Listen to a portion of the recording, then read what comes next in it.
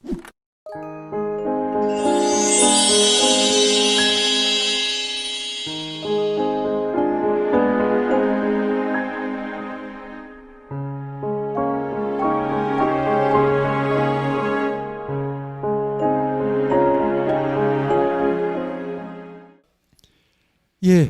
시민 여러분 안녕하십니까? 계명목요철학원 기획사업부장 이재성입니다. 반갑습니다.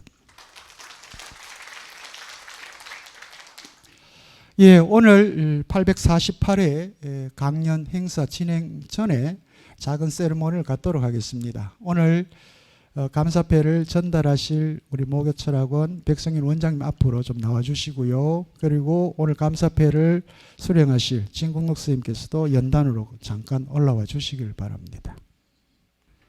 감사패 최금옥 1940년 6월 21일생입니다. 귀하께서는 평소 인문학에 대한 특별한 관심과 애정으로 목요철학 인문포럼에 참여하셨으며 지역사회 시민교육을 위해 소정의 발전기금을 헌정하셨기에 그 고마움을 기리고자 이 패를 드립니다. 2023년 10월 19일 계명대학교 계명목요철학원장 백성균, 큰 박수 부탁드립니다.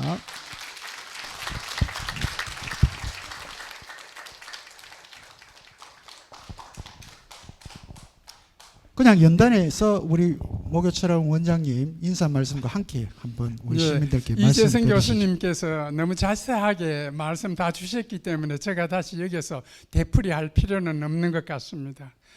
정말 진심으로 감사드리고 또 우리 사모님 빠른 쾌차하시길 빌겠습니다. 이 마이크는 그러면 우리 진국록 선생님께 드리겠습니다. 감사합니다. 고맙습니다. 인간 본성이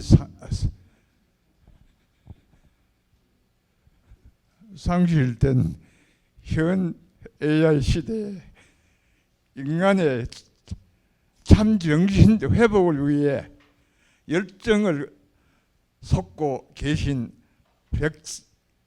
백성균 원장님의 지고한 노고에 깊은 감사를 드립니다. 감사합니다. 예, 다시 한번 저희 목요철학원에 큰 기부금을 이렇게 기부해 주신 진국록 선생님 그리고 최금옥 여사님께 다시 한번 감사를 드립니다.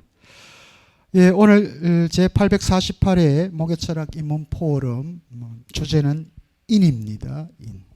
덕, 사랑, 하나라고 하는 부제를 담고 있는 이 주제를 가지고 여러분들에게 1시간 동안 강연해 주시고 또 1시간 동안 함께 토론, 질의응답을 받고 토론해 주실 이치혁 교수님을 간단하게 소개를 드리겠습니다. 일본 메지로 유니버시티 지역문화학과를 졸업하셨고요. 성균관대학교 유교철학 과정에서 석사 및 박사학위를 취득하셨습니다. 한국국학진흥원 책임연구위원을 역임하셨고요. 서울 성신여자대학교 동양사상연구소 연구교수 그리고 중국 산동 유니버시티 방문학자를 역임하셨습니다. 현재 공주대학교 윤리교육학과 교수로 재직 중이십니다. 수많은 저서와 논문을 갖고 계시는데요. 인생교과서 퇴기 21세기 북서에서 2015년에 출판하셨고요. 학고방에서 2018년 성리대전을 이제 번역하셨습니다. 2019년 영남퇴계학연구원에서 퇴계에게 묻는 삶의 철학이라고 하는 또 저서를 세상에 내놓으셨습니다. 오늘 인, 덕, 사랑, 하나라는 주제를 가지고 여러분들에게 강연해 주실 이치혁 교수님을 연단에 모시겠습니다. 여러분 큰 환영의 박수 부탁을 드립니다. 네, 안녕하십니까. 방금 소개받은 이치혁입니다. 네, 봄에 이어서 제가 오늘 또 이 전통의 목요 철학원, 제가 그 계명대 철학과를 졸업한 선배한테 여기 왔다고 그랬더니 깜짝 놀라더라고요. 전통의 목철에 어떻게 강연을 하느냐 이러면서 대단하다 이렇게 이야기를 해주셨는데 네, 전통의 목차례 이렇게 강의를 하게 돼서 너무 영광스럽습니다. 네, 제가 오늘 준비한 주제는 인이고요. 이 전체 지금 이 전체 시리즈가 신유학과 관련된 겁니다. 신유학이 현대의 말을 걸다라는 주제로 시리즈로 이제 발표가 준비되어 있는데 그 중에 제가 봄에는 예에 대해서 말씀을 드렸고 이번에는 인에 대해서 말씀을 드리고자 합니다. 그 발표 들어가기 전에 여기 여러 선생님들 와 계신데요.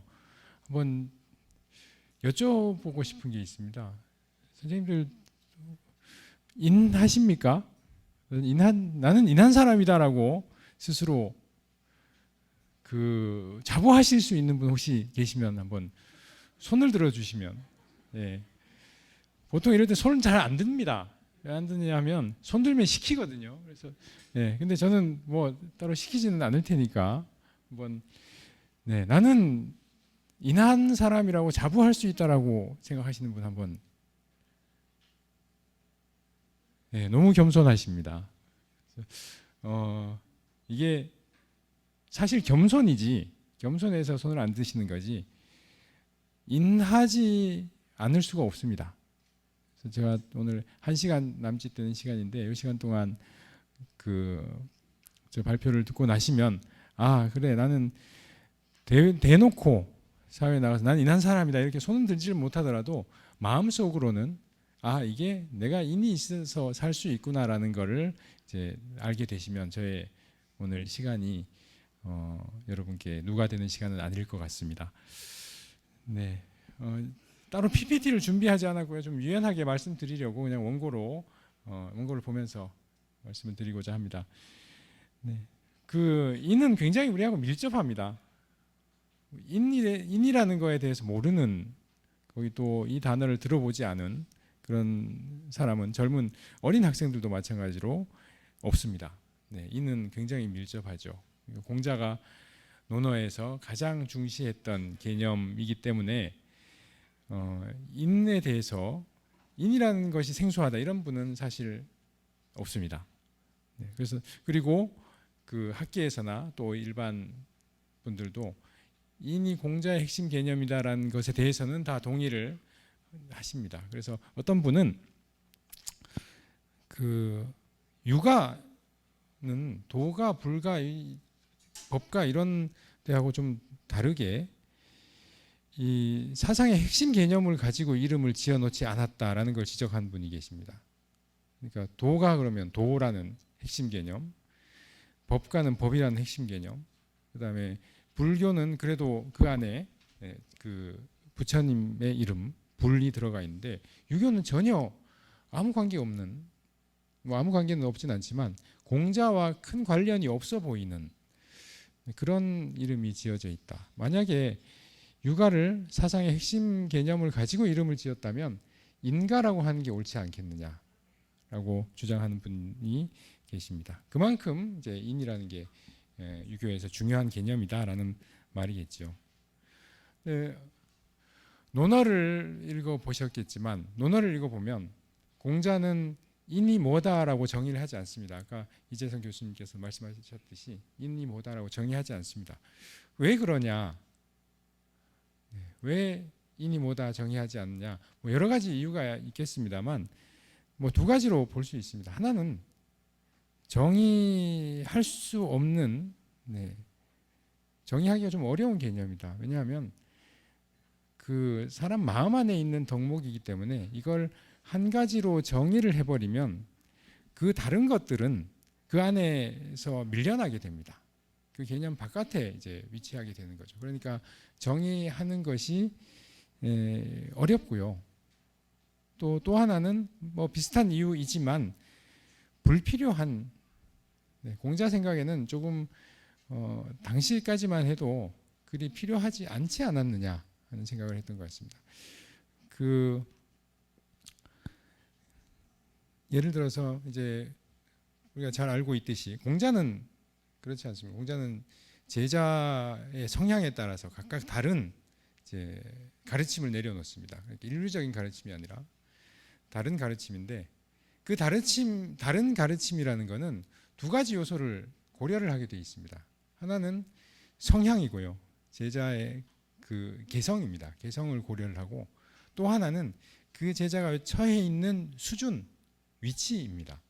그래서 그 두 가지를 고려해서 답을 주기 때문에 일률적인 답이 나올 수가 없습니다. 그래서 가장 좋은 우리 그 길 안내자는 그 산 정상에 올라가 가지고 산 정상의 이야기를 해주는 게 아니라 산에 올라오는 길에 뭐가 있다라는 길의 표식을 이야기해 주는 사람이 가장 훌륭한 안내자입니다. 그러니까 공자라는 인물이 그 제자들을 인으로 유도하는 데는 가장 훌륭한 안내자였기 때문에 그 안내자의 역할을 수행을 하다 보니까 일률적으로 이야기하지 않고 다양하게 이야기했던 것이라고 볼 수 있겠습니다. 네, 그래서 공자는 인을 정의를 하지 않았는데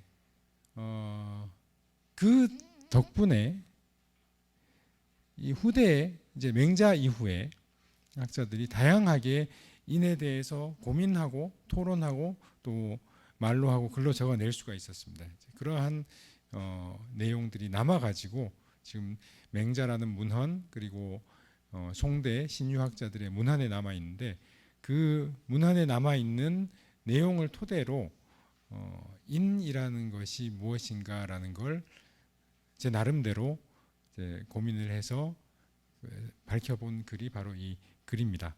그래서 오늘은 이제 송대의 신유학자들이 인을 어떻게 해석을 했고 받아들이고 또 어떻게 체득하려고 노력을 했는지 그 점에 대해서 제 말씀을 드리겠습니다. 보통 이 인을 사랑이라고 많이 이야기합니다. 네, 인이 사랑이다. 맞는 말일까요? 틀린 말일까요? 그렇죠. 예. 틀린 말은 아닙니다. 네, 그렇다고 인은 사랑이다라고 인 이퀄 사랑 이렇게 해버리면 그거는 문제가 있는. 네. 그래서 인은 사랑이지만 사랑이 다 인은 아닌 거다 이렇게 봐야 되는데, 그 우리가 인을 사랑이라고 하는 근거는 논어의 이 안현편에 나오는 이 구절에 근거해서 그렇습니다. 번지가 인에 대해서 물었더니 공자가 사람을 사랑하는 거다. 네, 또 바로 번지가 지에 대해서 묻습니다. 그랬더니 공자가 사람을 아는 거다라고 대답을 하셨다. 네. 이 지라는 지의 정의가 사람을 아는 게 지의 정의가 아니잖아요. 그죠? 그럼 마찬가지로 인도 사람을 사랑하는 것이 인이다라는 것이 정의가 될 수는 없습니다. 자, 그래서 이런 이유 때문에 이 송대 유학자들은 사랑이라는 것을 인의 정의로 보기에는 좀 부족하다고 여깁니다. 그래서 그 인에 대해서 스스로 탐구해야 한다라는 이 가르침을 내린 분이 이 이천이라는 분인데요. 이 부분 한번 읽어보겠습니다. 인에 대해서 물으니 이천이 대답을 했다. 이는 여러분 스스로 생각해야 하니 성현이 인에 대해서 말한 것을 종류별로 모아보아서 체득해내야 한다. 맹자가 측은지심을 인이다라고 하자 후대 사람들이 마침내 사랑을 인이라고 여기게 됐다.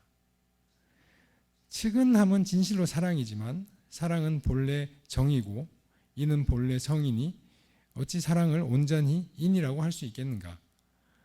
맹자가 측은을 인이라고 한 것은 아마도 앞에서 이미 측은지심이 인의 단서이다라고 했기 때문일 것이다.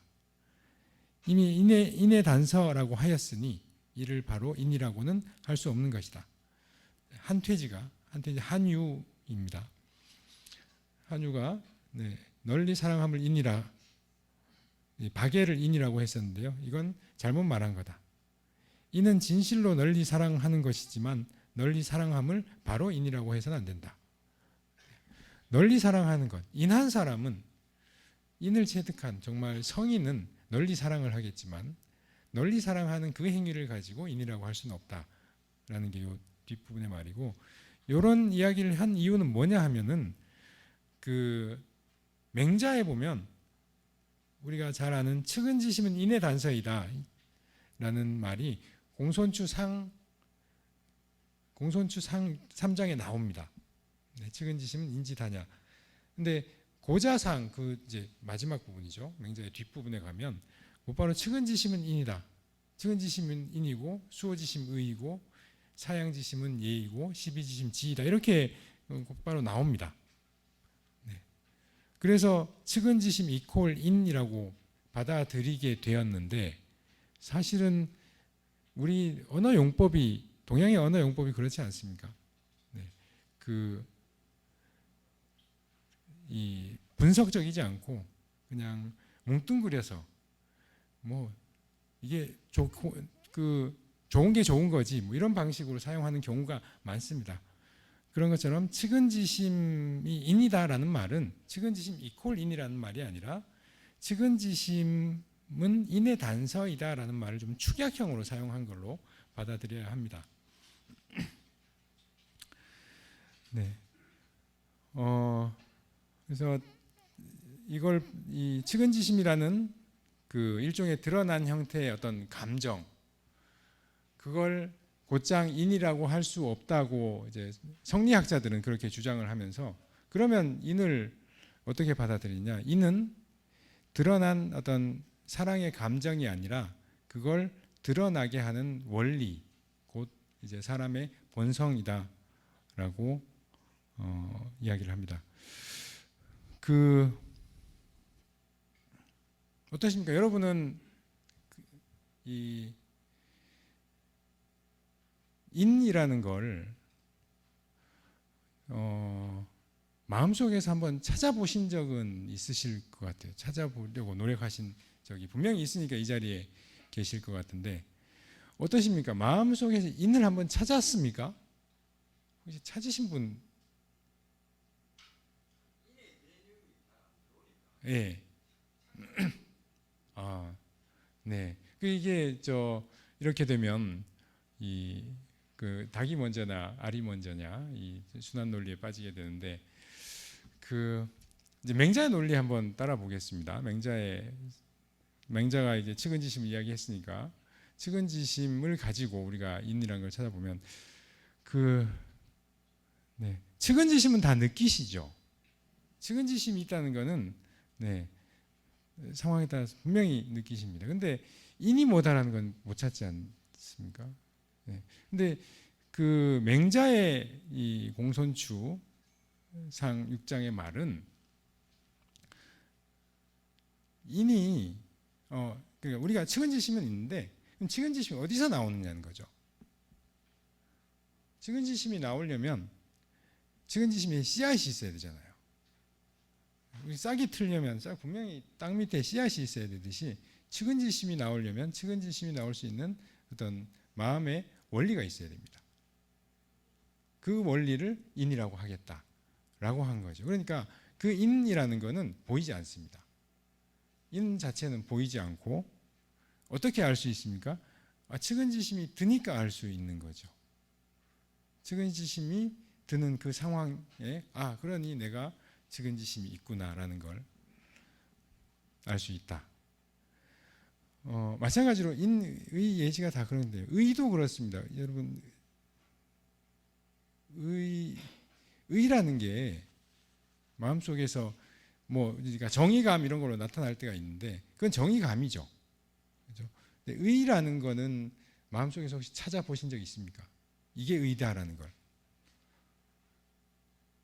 찾기 힘듭니다. 그러나 네, 수호지심이 드는 건 느낄 수가 있죠. 근데 그 수호지심이 든다는 사실은 그 수호지심이 나타날 수 있는 우리 마음의 원리가 있기 때문에 가능한 겁니다. 네. 요즘 보면은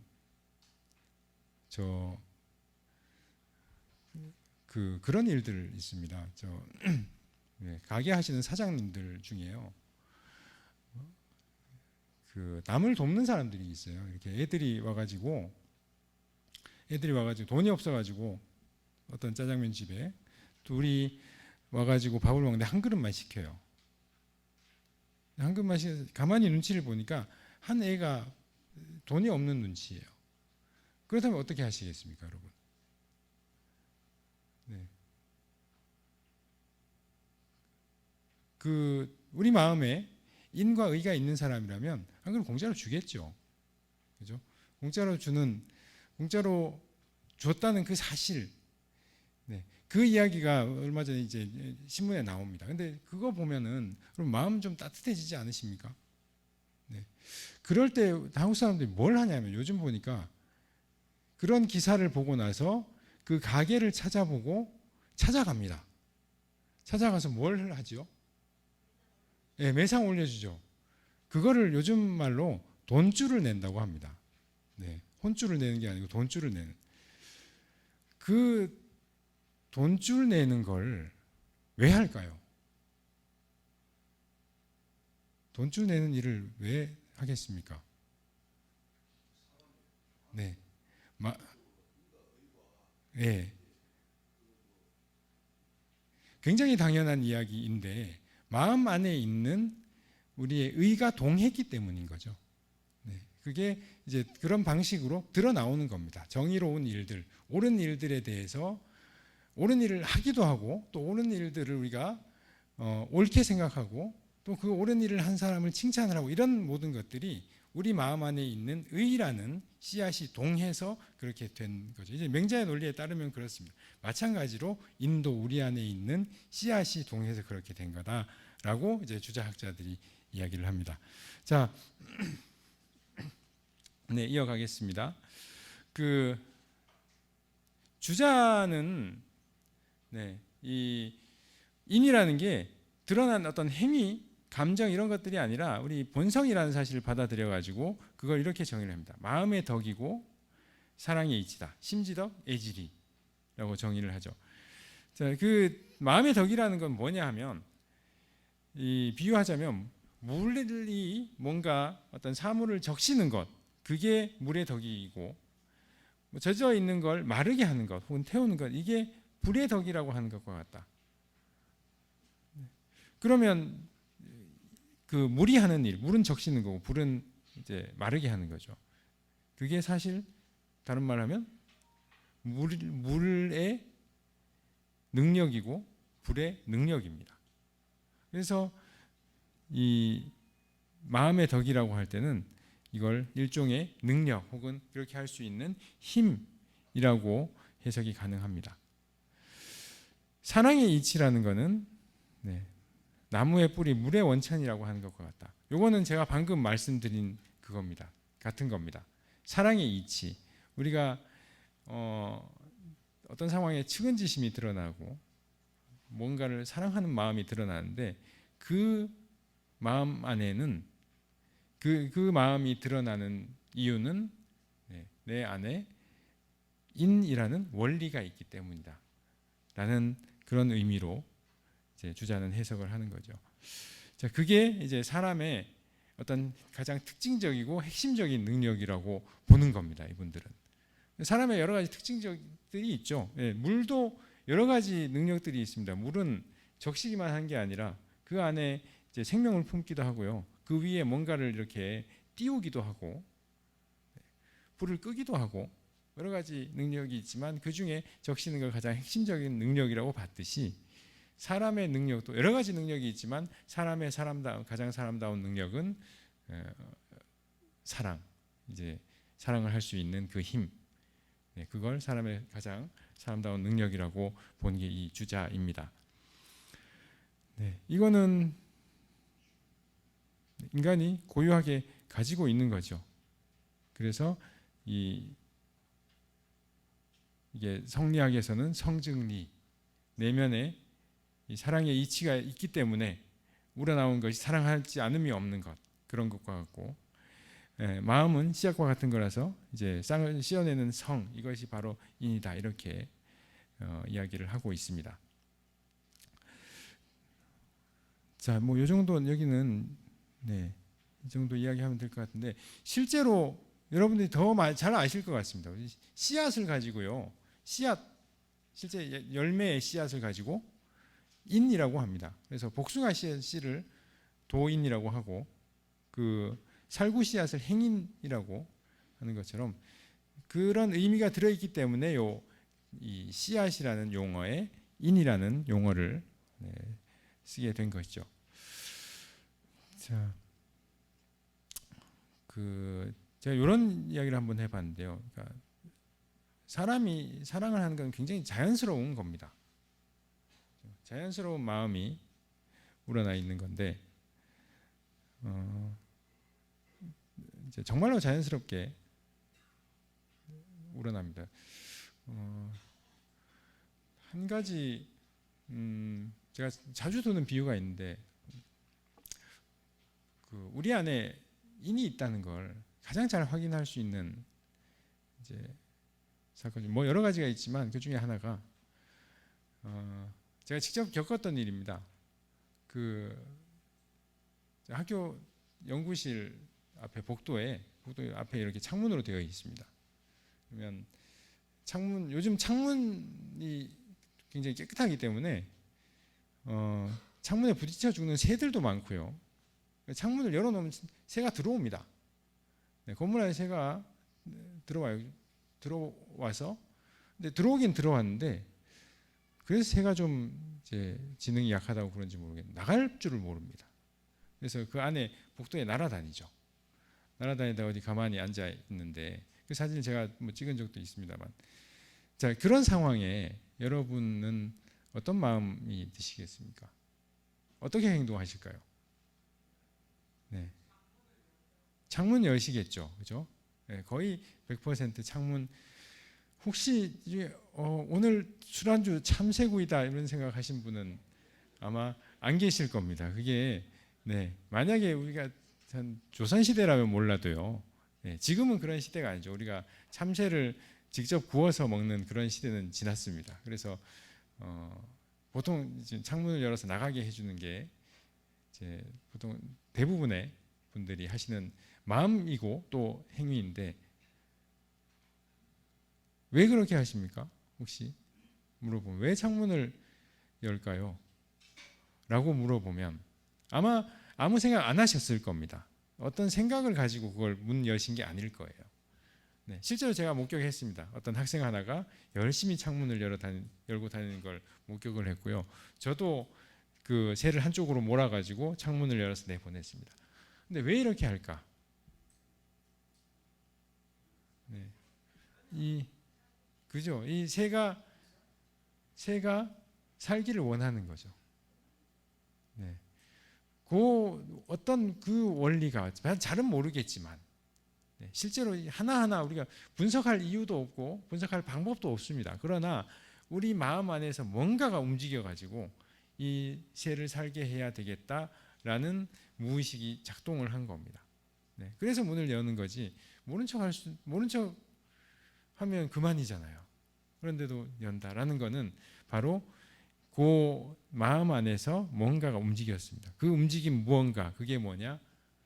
그게 바로 인이라고 말씀을 드리고자 하는 겁니다. 그게 사실 이 논문의 전체 내용인데요. 그런 것들은 정상적이라면 그런 원리들이 우리 마음속에 프로그램되어 있습니다. 그거를 이제 성이라고 했죠, 옛날에. 본성, 성이라고 했습니다.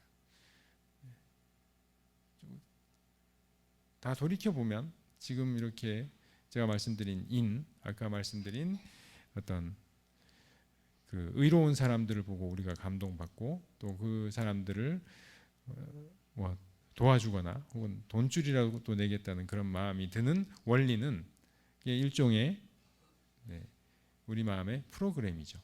그래서 우리가 선을 하는 것은 아주 자연스러운 일이고 오히려 이제 그 맹자를 중심으로 한 이 신유학의 사상에서 보았을 때는 악을 하는 것이 오히려 부자연스러운 잘못된 이야기입니다. 근데 제가 여기서 조금 더 말씀드리고 싶은 게 있는데 분명히 질문을 하실 것 같아서 여기서는 여기까지 하고 이따 분명히 질문하시리라고 생각하고 넘어가겠습니다. 자, 이 인이 중용에서 말한 하늘에서 내려준 성, 천명지휘성 그거하고 같다라는 것, 그런 내용을 여기 담았습니다. 자, 이는 사람이 의무적으로 지켜야 할 어떤 도덕률, 어떤 도덕률로 정해놓은 규칙, 규범 이런 것들이 아닙니다. 사람 마음에 대제된 일종의 씨앗인 거죠. 사람이라는 그래서 인자가 사람 인변의 두 이자이잖아요. 네, 두 사람이 뭐 여러 가지 의미로 해석은 할 수 있습니다. 두 사람이 하나 되는 것으로 해석을 할 수도 있고요. 네, 두 사람이 어울려서 사는 것 이런 걸로도 해석을 할 수 있는데 사람인과 관련이 돼 있는 사람의 어떤 근거 원리라고 할 수 있습니다. 자, 그거를 사상제 사량좌라는 분인데 이제 정자의 제자고 이분이 이렇게 이야기를 합니다. 이는 하늘의 이치이다. 근거 없이 지어낸 것이 아니다. 그래서 죽음에 슬퍼해서 곡하는 게 남한테 보여주기 위해서가 아니고 변함없이 덕을 지키면서 자기 마음을 간사하지 않도록 하는 것 이게 복록을 구해서 그런 게 아니다. 언어를 반드시 미덥게 하는 것 이게 행실을 바르게 하려고 해서가 아니다. 이게 맹자에 나온 말인데요. 이 모든 것이 천리가 마땅히 그러할 뿐이다. 네, 이미 그러한 것처럼. 그래서 성인의 문화에서 배우는 자들은 이 요점을 인의 요점을 자기 사욕을 이기는 것, 극기라는 걸 기본으로 했는데, 그래서 이 사욕을 극복해서 예로 돌아가서 사사로운 마음이 없으면 그 천리가 그대로 내 마음에서 발휘가 되기 때문에 그것이 곧 인이 되는 거다. 이렇게 이야기를 하고 있습니다. 자, 조금 더 나아가서 이제 주자가 인을 설명할 때 아까 심지덕, 마음의 덕, 그다음에 애질이 사랑의 이치라고 했었는데 그거를 조금 더 구체화해서 설명한 내용이 있습니다. 그게 바로 천지가 만물을 살게 하는 마음, 천지생물지심입니다. 이 천지생물지심이 6글자인데요. 이게 여러분들 논문이나 책을 보시다 보면 대부분의 번역이 그렇게 되어 있습니다. 천지가 만물을 낳는 마음이라고 되어 있는데 제가 일일이 그 부분을 좀 손을 봅니다. 제가 글을 쓸 때는 좀 손을 봐서 천지가 만물을 살게 하는 마음이다라고 규정을 합니다. 네, 천지가 만물을 낳는 마음 그러면 감이 오시나요? 천지가 만물을 낳는다. 물론 우리가 봄에 보면 만물이 소생할 때 이럴 때 보면 이 뭔가 생명력이 확 느껴지잖아요. 네. 근데 사실은 그 만물을 생겨나게 하는 마음이고요. 생겨나기만 하면 됩니까? 만물이 잘 살아야지. 네. 그래서 만물을 살게 하는 마음, 그 안에는 만물을 살게 한다라는 그 의미 안에는 만물을 낳는다라는 의미도 같이 들어 있습니다. 그죠? 날 생자가 두 가지 의미 있지 않습니까? 낳다, 살다. 근데 살다, 생명의 그 두 가지 그 범위가 더 넓은 거죠. 그 안에 나타나는 의미도 들어가 있습니다. 어쨌든 천지가 만물을 살게 하는 그걸 자기 마음으로 삼고, 네, 사람과 사물은 생겨날 때 또 각각 천지의 마음을 얻어서 자기 마음으로 삼는다. 그래서 마음의 덕을 말하면 그걸 총괄하고 관통해서 갖추어지지 않은 것이 없지만 한마디로 포괄하면 인일 뿐이다. 네. 그 천지의 마음에는 그 덕에 네 가지가 있는데 이게 원형이정이다. 네. 하늘의 이치를 원형이정, 주역에 나오는 말이죠. 네. 봄에 원, 여름이 되면 이제 그 형통하다 할 때 이제 형자인데요. 이렇게 만물이 이렇게 번성하는 그 모습, 그다음에 가을의 이, 겨울의 정. 네, 그것과 마찬가지로 네, 사람에게는 인의 예지가 있는데, 근데 인의 예지가 각각 다른 것이 아니라 인이 포괄하지 않는 것이 없다. 네, 저 뒤에서도 잠깐 나오지만요, 인이 의 예지를 다 포함하는 개념이고, 네, 그 포함하는 개념인데 인을 또 다른 말로 이야기하면 뭐냐? 천지가 만물을 살게 하는 마음이다. 이 주자의 이제 개념 규정입니다. 천지가 만물을 살게 하는 마음, 감이 오십니까? 예, 저 20대 학생들한테 물어보면 전혀 감을 못 잡습니다.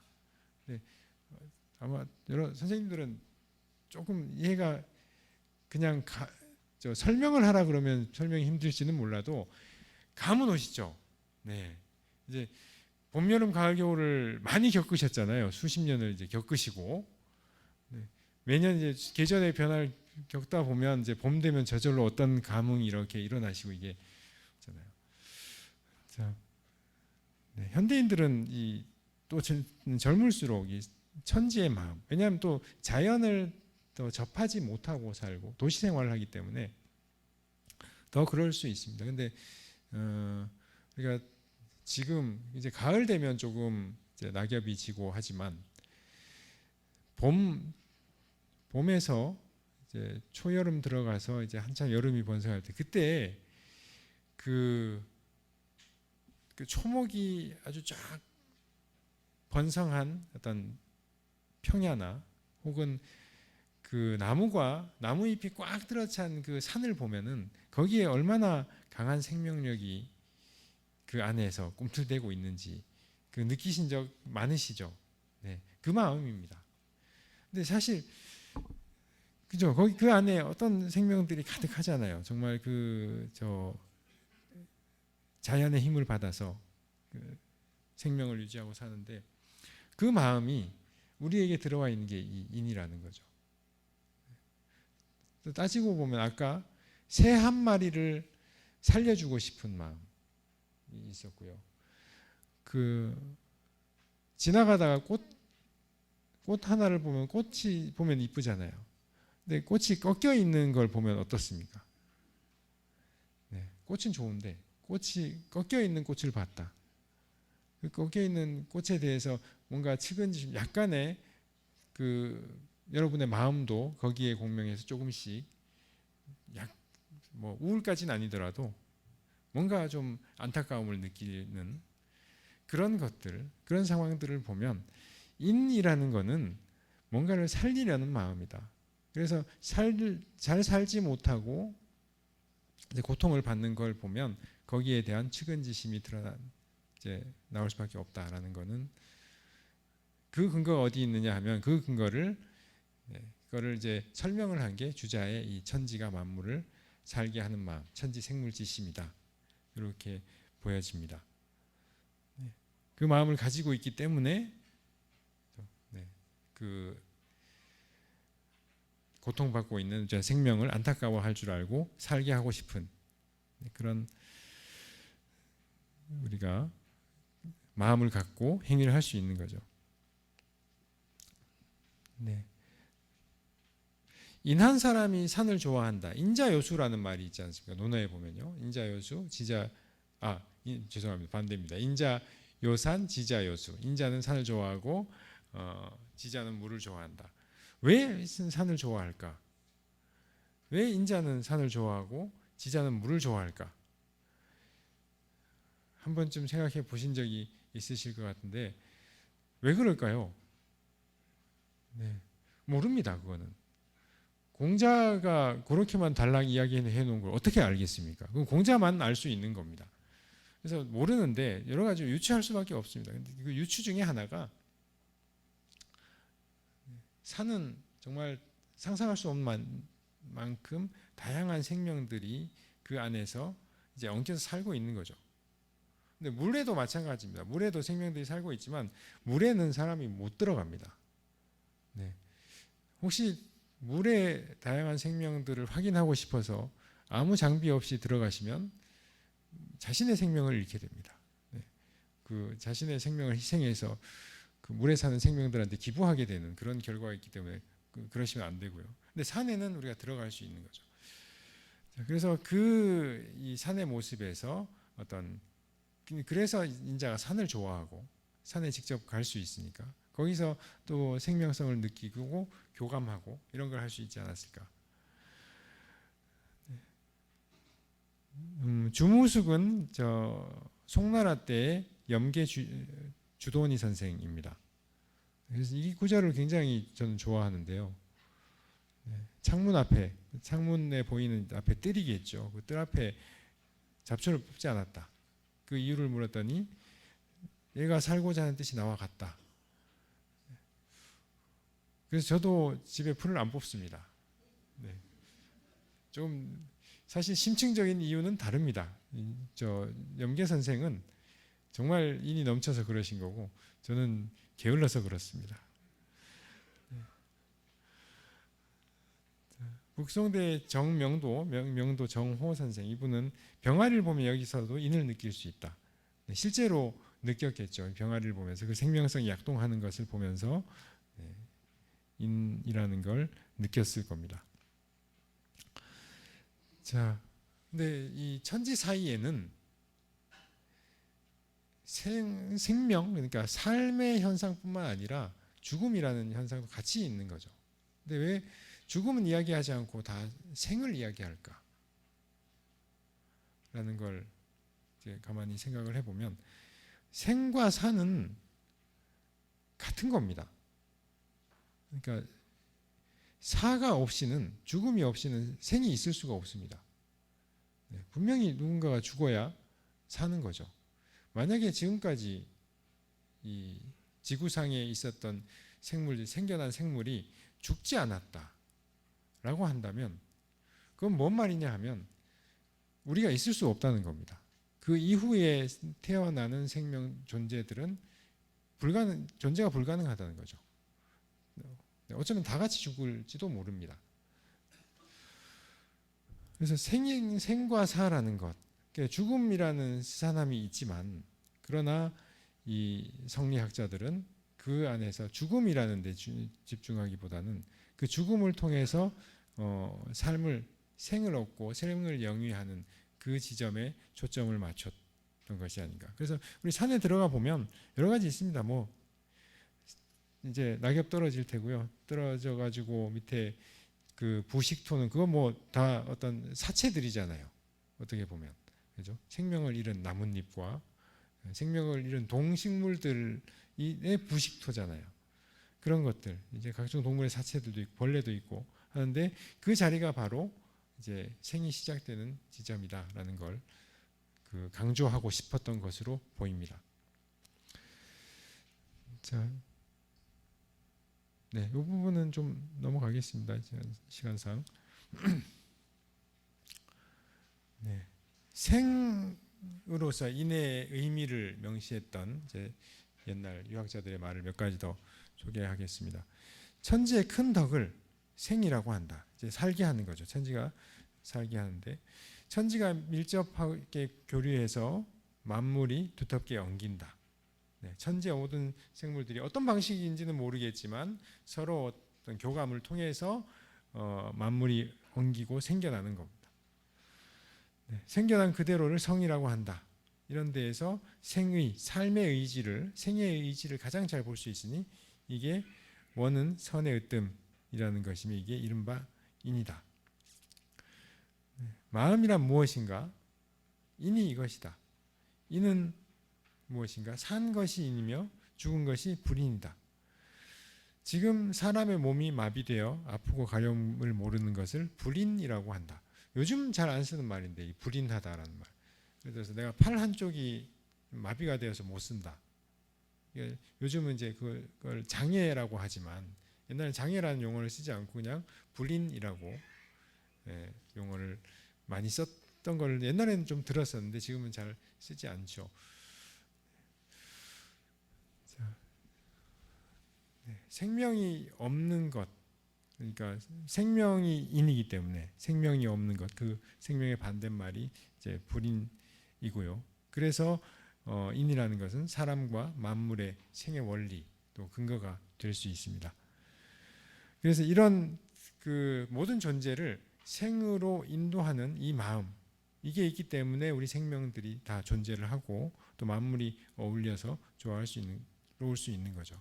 그래서 천지생물지심 그 주자에 따르면 만물이 이제 지금 천지가 옛날에 이제 천지라는 용어를 썼습니다만 지금은 이제 우리가 지구라는 지구라고 한다는 걸 잘 알고 있고, 그거를 조금 더 인격적으로 이야기하면 가이아라는 이제 대지의 여신으로 이야기합니다. 좀 신격화해서 이런 이 대지 혹은 지구 가이아에 하나의 마음이 있다면 그거는 내 안에 있는 그 지구 안에서 살고 있는 이 모든 생명체들이 잘 살았으면 좋겠다 하는 마음이겠죠. 그 전체에 큰 하나의 마음이 있고 그 마음을 각각의 이제 존재들이 나누어 가진, 나누어 가졌다는 건 아니고 각각의 존재들이 이제 같은 걸 부여받아서 가지고 있는 거죠. 그 마음을 이제 천지생물지심이고 내 마음의 인이다라고 규정을 합니다.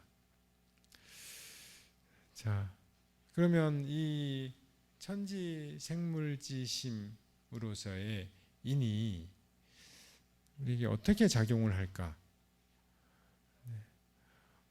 아까 한퇴지는 박애라고 이야기했는데 박애 그 자체는 인은 아니지만 인한 사람은 모든 사람과 또 만물을 사랑하게 되겠죠. 근데 그 사랑이라는 게 뭐냐? 사랑한다는 거는 뭘 의미하는 겁니까? 사랑을 한다. 내가 가족분들 사랑하시죠? 혹시 사랑 안 하시는 분 계신가요? 사랑 안 하는데 살고 있다. 그건 아닐 테고요. 다들 사랑하실 텐데 결혼하실 때 그때 이제 좀 회상하실 수 있을 겁니다. 결혼할 때 굉장히 좋으셨잖아요. 그죠? 지금은 어떤지 모르겠지만 그때는 이제 좋으셨을 겁니다. 분명히. 그게 결혼이라는 게 서로 이제 따로 살았던 남녀가 만나가지고 이제 서로 사랑을 하고 결혼을 해서 하나가 되는 거잖아요. 그러니까 사랑이라는 거는 다른 말로 하나가 됨이라고 해도 무방하다라는 걸 이제 이야기를 하려고 하는데, 그래서 인이라는 거는 조금 더 한 발 더 나아가면 만물을 내가 사랑을 하는 겁니다. 어떤 다른 존재 하나를 사랑을 하는 건데 사랑을 하기 때문에 그것과 하나가 되는 거죠.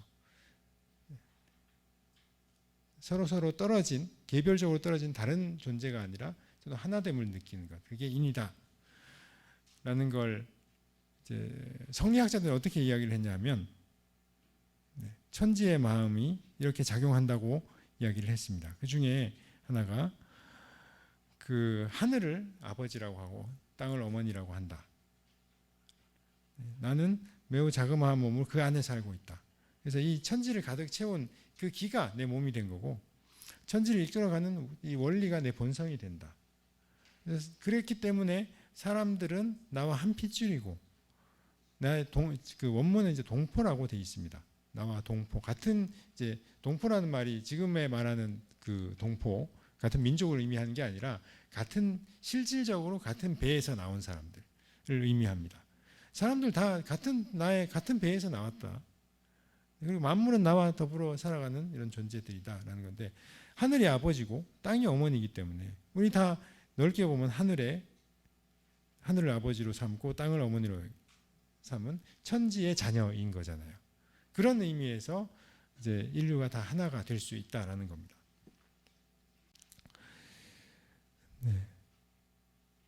우리가 천지의 마음을 사실 느끼기 어렵다면 이 비유에 따라서 부모님의 마음을 한번 느껴보면 될 것 같아요. 부모님은 어떠십니까? 다 부모님이 한번 돼 보셨죠? 거의 대부분 부모님이실 텐데 그러면 더 이야기가 편합니다. 왜냐하면 부모님이 안 돼 본 사람한테 부모가 자식을 향한 마음을 설명을 하려고 그러면은 어렵습니다. 그건 마치 아이스크림을 한 번도 먹어본 먹어본 적이 없는 사람한테 아이스크림이 뭐다라는 걸 설명하는 것과 같은 그런 어려움이 있는데, 부모님이시니까 잘 아시잖아요. 부모에게 자녀는 나하고 한 몸인가요, 아닌가요? 한 몸이죠, 그죠?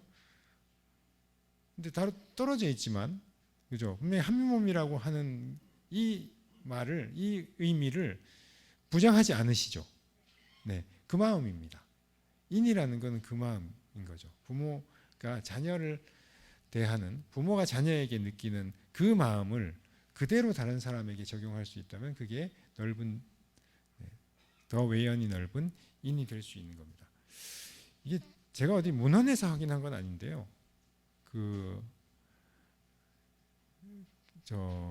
그런 실험이 있답니다. 문헌에서 확인한 건 아니고 어디 강의에서 들은 건데,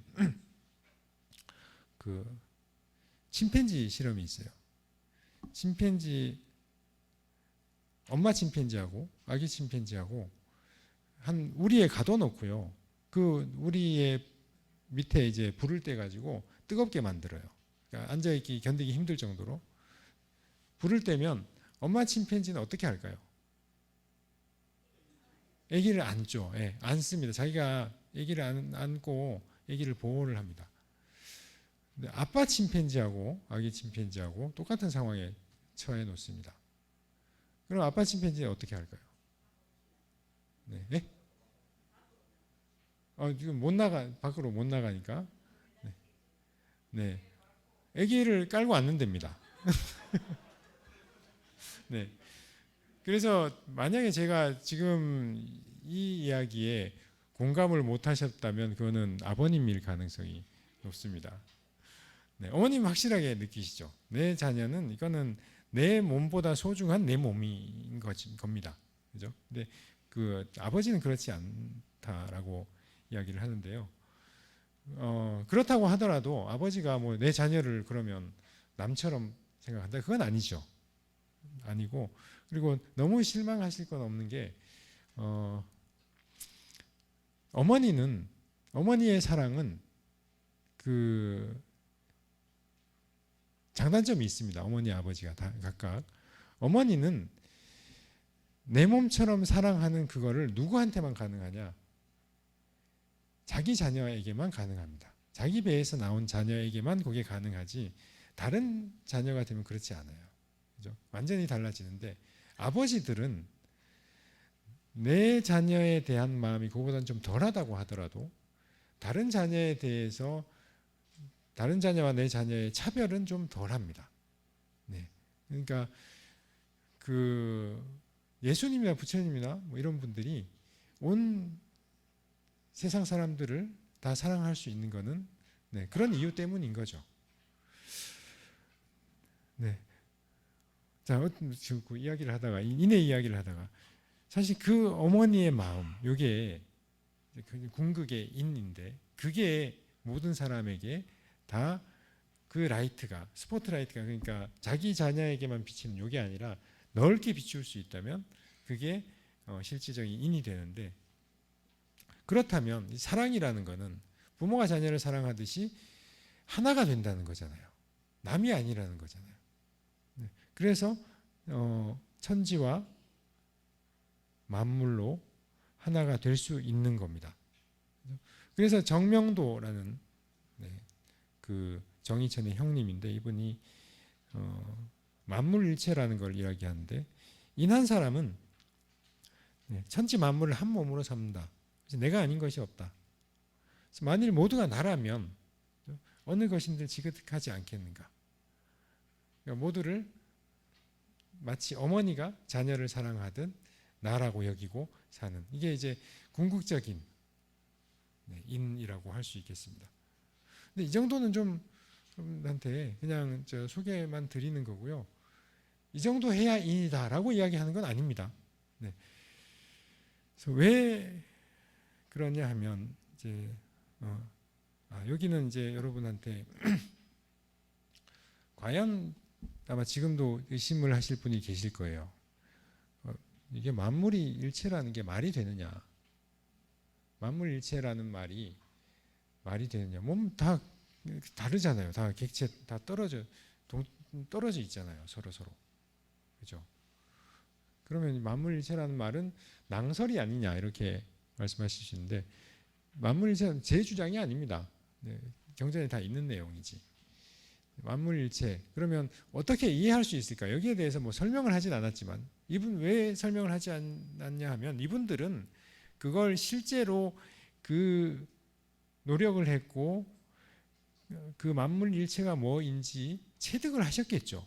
그렇기 때문에 이렇게 이야기할 수 있겠지만 사실 체득하지 못한 입장에서 저도 마찬가지입니다. 그런 입장에서 그러면 만물일체가 뭐냐라고 이야기를 한다면 이 정도로 비유적으로 이야기할 수 있지 않을까 싶습니다. 네, 여기 이제 세포를 가지고 이야기를 했는데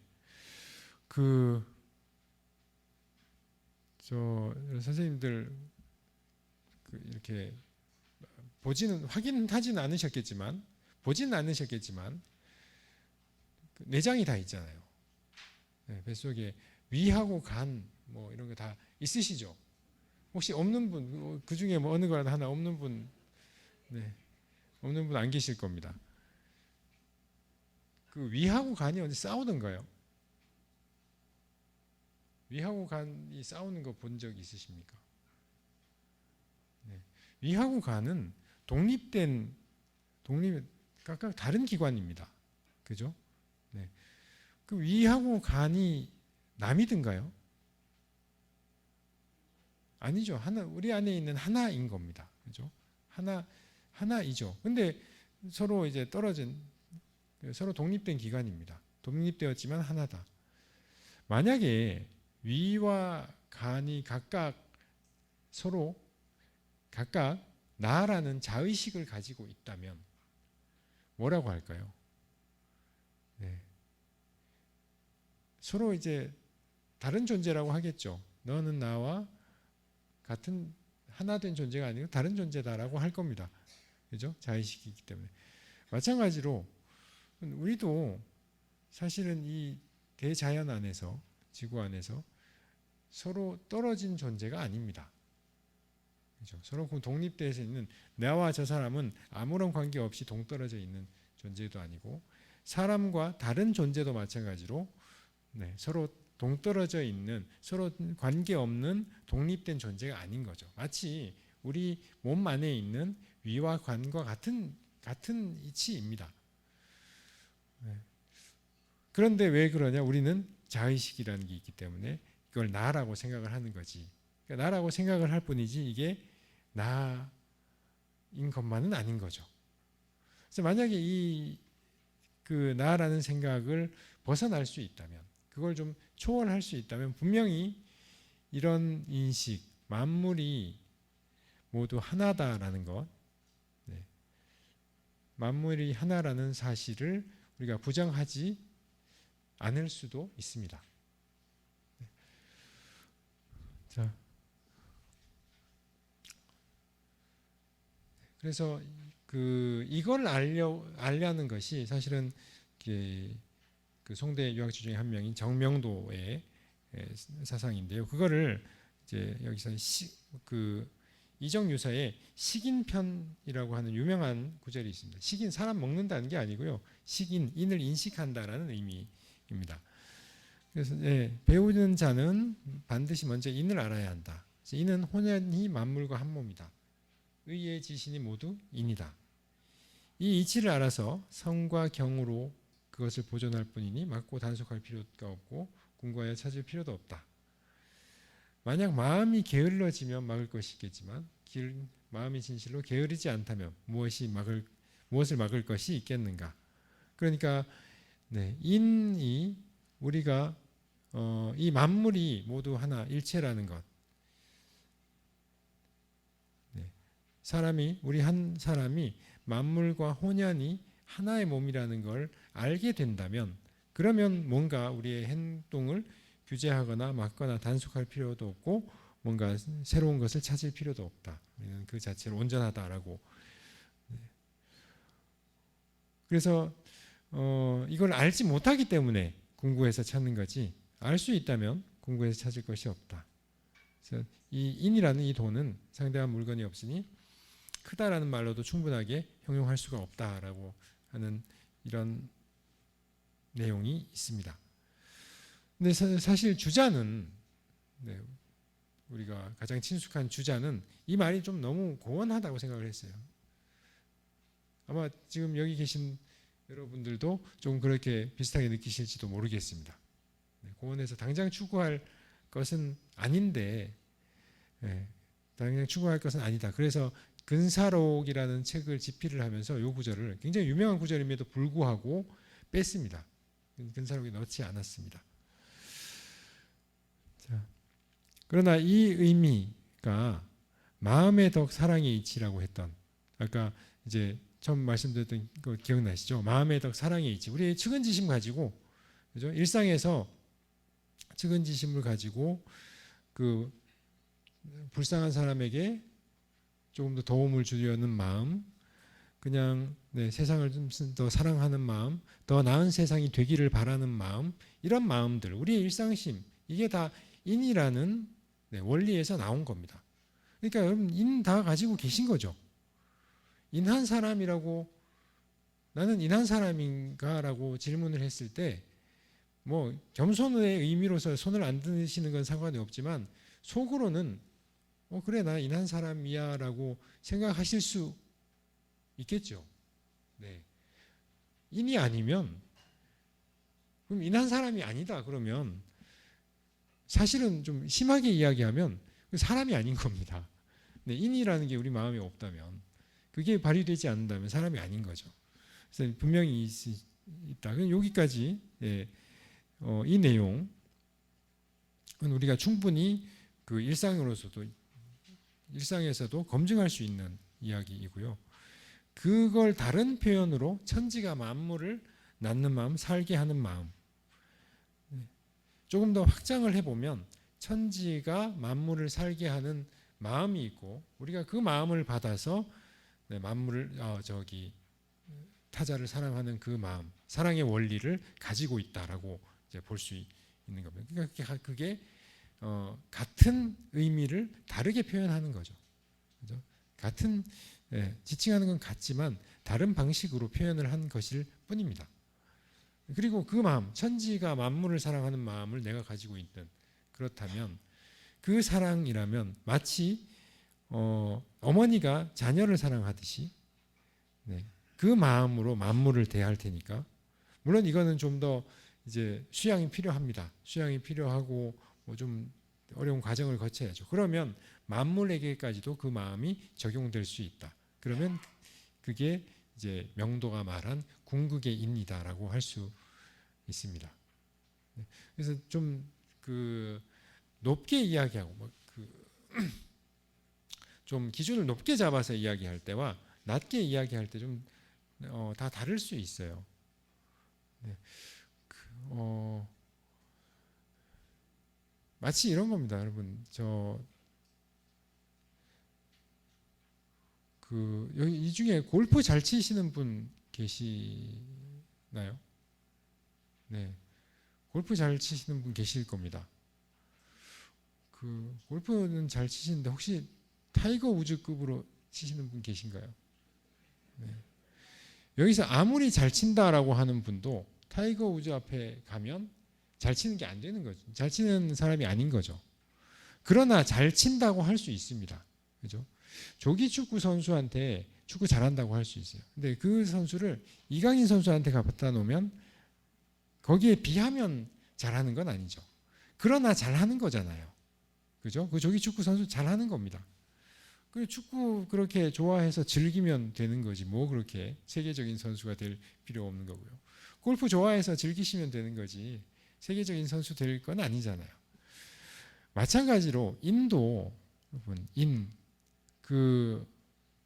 이 정명도 선생 같은 분들, 주자 같은 분들, 공자 같은 분들, 그런 분들의 인에 비하면 우리의 인이라는 거는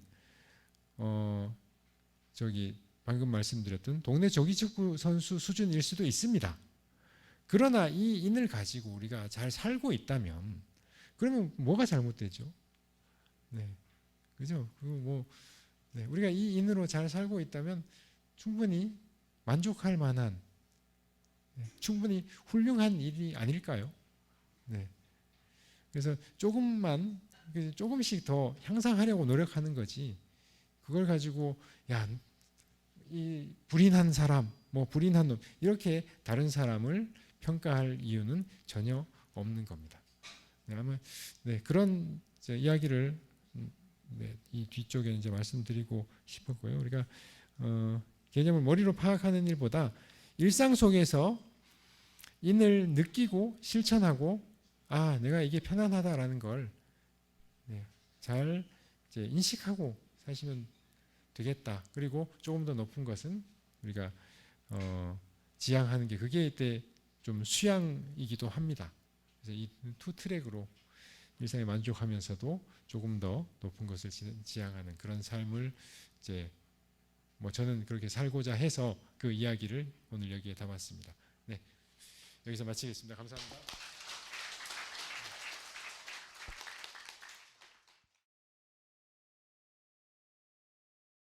예, 시민 여러분, 2부 순서 토론 진행하도록 하겠습니다. 우리가 공자, 주자 혹은 퇴계 이렇게 얘기하면 늘 가장 먼저 떠오르는 게 인이라고 하는 이 개념인데, 너무나 많은 사람들이 인과 관련해서는 이런저런 해석 또 논쟁을 벌였던 것도 사실입니다. 그런데 오늘 우리 이 강연자 선생님께서 공자가 논어에서 했던 인에 대한 정의하지 않았다고 하지만 어쨌든 인에 대해서 개념 규정을 했던 방식, 그리고 그 이후에 신유가라고 하는 소위 유학자들에 의해서 이 공자의 인 개념이 어떻게 그 시대적 상황에 따라서 재해석되고 재논의가 됐던가 하는 것들을 아주 쉽게 사례를 들어서 크게 한 3가지 관점에서 이제 이렇게 여러분들에게 말씀을 해 주셨습니다. 그래서 그렇다고 해서 이 3가지 관점이 동시에 인을 그대로 정의하거나 규정하는 건 아니다라고 이제 이렇게 말씀을 하셨는데, 저는 오늘 이렇게 얘기를 들으면서 사실 저도 이제 서양 철학을 한 사람이기 때문에 문외한입니다. 그리고 늘 지금까지 이렇게 배우고 있는 입장인데, 또 서양 철학을 했기 때문에 어떻게 하다 보면 이 서양 철학적 이 프리즘을 가지고 동양 철학을 바라보게 되는 그런 경우들이 많습니다. 왜냐하면 이 동양 철학이나 한국 철학을 하시는 분들이 이 사용되는 개념들을 이제 자꾸 설명을 하려고 하다 보면 어쩔 수 없이 서양 철학의 분석적 방법을 가지고 와서 이렇게 사용하는 경우들이 있습니다. 이럴 경우에는 저희들 같은 경우는 사실 그 원전을 제대로 잘 읽지를 못하기 때문에 결국은 이제 설명하는 거 풀어진 말들 통해서 이제 이해를 할 수밖에 이제 없는 거죠. 그러다 보면 오해가 생기고 하는 경우들이 있습니다. 그래서 오늘 저도 그 부분에서는 차라리 공자가 했던 인에 대한 이런 나름대로의 제자들한테는 답변들이 차라리 좀 더 지금 현재적 입장에서부터 설득력은 있었던 거 아닌가. 왜냐하면 제자들의 그 사람 됨됨이에 따라서, 이건 됨됨이니까 문맥이나 상황 맥락이죠, 그죠? 요즘 우리 철학적으로 하면 상대주의적 관점입니다. 일종의 이 제자에게는 이렇게 인을 설명해주고 저 제자에게는 저렇게 설명을 해주면서 자기의 삶에서 실천 수단으로 인을 사용하라고 이렇게 이제 말씀을 했다면, 이 송대 이후에 들어오게 되면 시대가 얼마나 많이 변했습니까? 그죠? 1000년 이상이 지난 뒤에 사실은 공자 시대만 하더라도 여러분 아시겠지만 저쪽에서는 석가든 소크라테스든 다 이 시대는 기원전 5, 6세기를 기점으로 해서 소위 말하는 자연적 질서에서 벗어나서 인간 중심주의로 가게 되는 철학이 이제 등장하게 되는 그 시대입니다. 인간이 이제 중심으로 나오려고 하던 그런 시대죠. 그러니까 사실 주역에서 이야기했던 천지라고 하는 것도 송대 때는 전혀 다른 방식으로 이렇게 하나의 절대적인 이념으로 이렇게 표현이 되지만, 주역에서 이야기할 때 천지라고 하는 것은 우리가 지금 표현할 때 그냥 자연이잖아요. 세계, 우주입니다. 그리스 사람들은 그걸 다 코스모스라 그랬어요. 우주. 고대 사람들은 인간이라는 게 별 게 없다. 그 자연적 질서에 따라서 순응하면서 사는 그게 그냥 인간이다. 자연의 아주 조그마한 하나의 미물 정도가 인간이다. 라고 그렇게 생각을 했던 사람들입니다. 그러면서 거기서는 소크라테스가 등장하고 여기 동양에는 공자가 등장하고 인도에서는 석가가 등장하면서 바로 이제 그 자연으로부터 독립된 인간을 이제 들여다보기 시작하는 거죠. 아이고 이렇게 자연에 맞춰서 사니까 이게 인간 같지가 않네. 힘센 놈이 뭐 그냥 다 먹고 힘 없는 나는 늘 당하고 이게 문제다. 그럼 그 안에서 뭐 인간끼리도 뭐 도덕 질서를 만들어야 되는 거 아니냐 라고 하는 고민들이 이제 생기게 됐던 거고 그게 이제 철학으로 가는 근본적인 문제였던 것 같은데 소크라테스도 그렇게 제자들을 갈라잡이 했었고 공자도 아마 제자들에게 그렇게 안내를 했던 것 같습니다. 그게 이제 인이라고 하는 하나의 실천 수단을 통해서 그렇게 사람 됨이라고 하는 건 이런 거다라고 이제 설명을 하려고 했는데 이 송대 오면 이제는 뭐 한참 지나고 난 뒤에 이제 인간이 아니 이제 중심이 됐던 그런 시대잖아요. 서로 이제 국가도 만들고 내가 왕이다, 네가 신하다, 백성이다 하고 그 안에서 또 질서를 나누고 이렇게 하다 보니까 여기서는 이제 분명하게 뭔가 좀 절대적으로 인간들이 그 질서에 따라서 복종할 수 있는 뭐 원리를 만들어야 되겠다 하다 보니까 이제 인이라고 하는 것을 한유든지 뭐 정의천이든 정명도든 주렴계든 혹은 주자든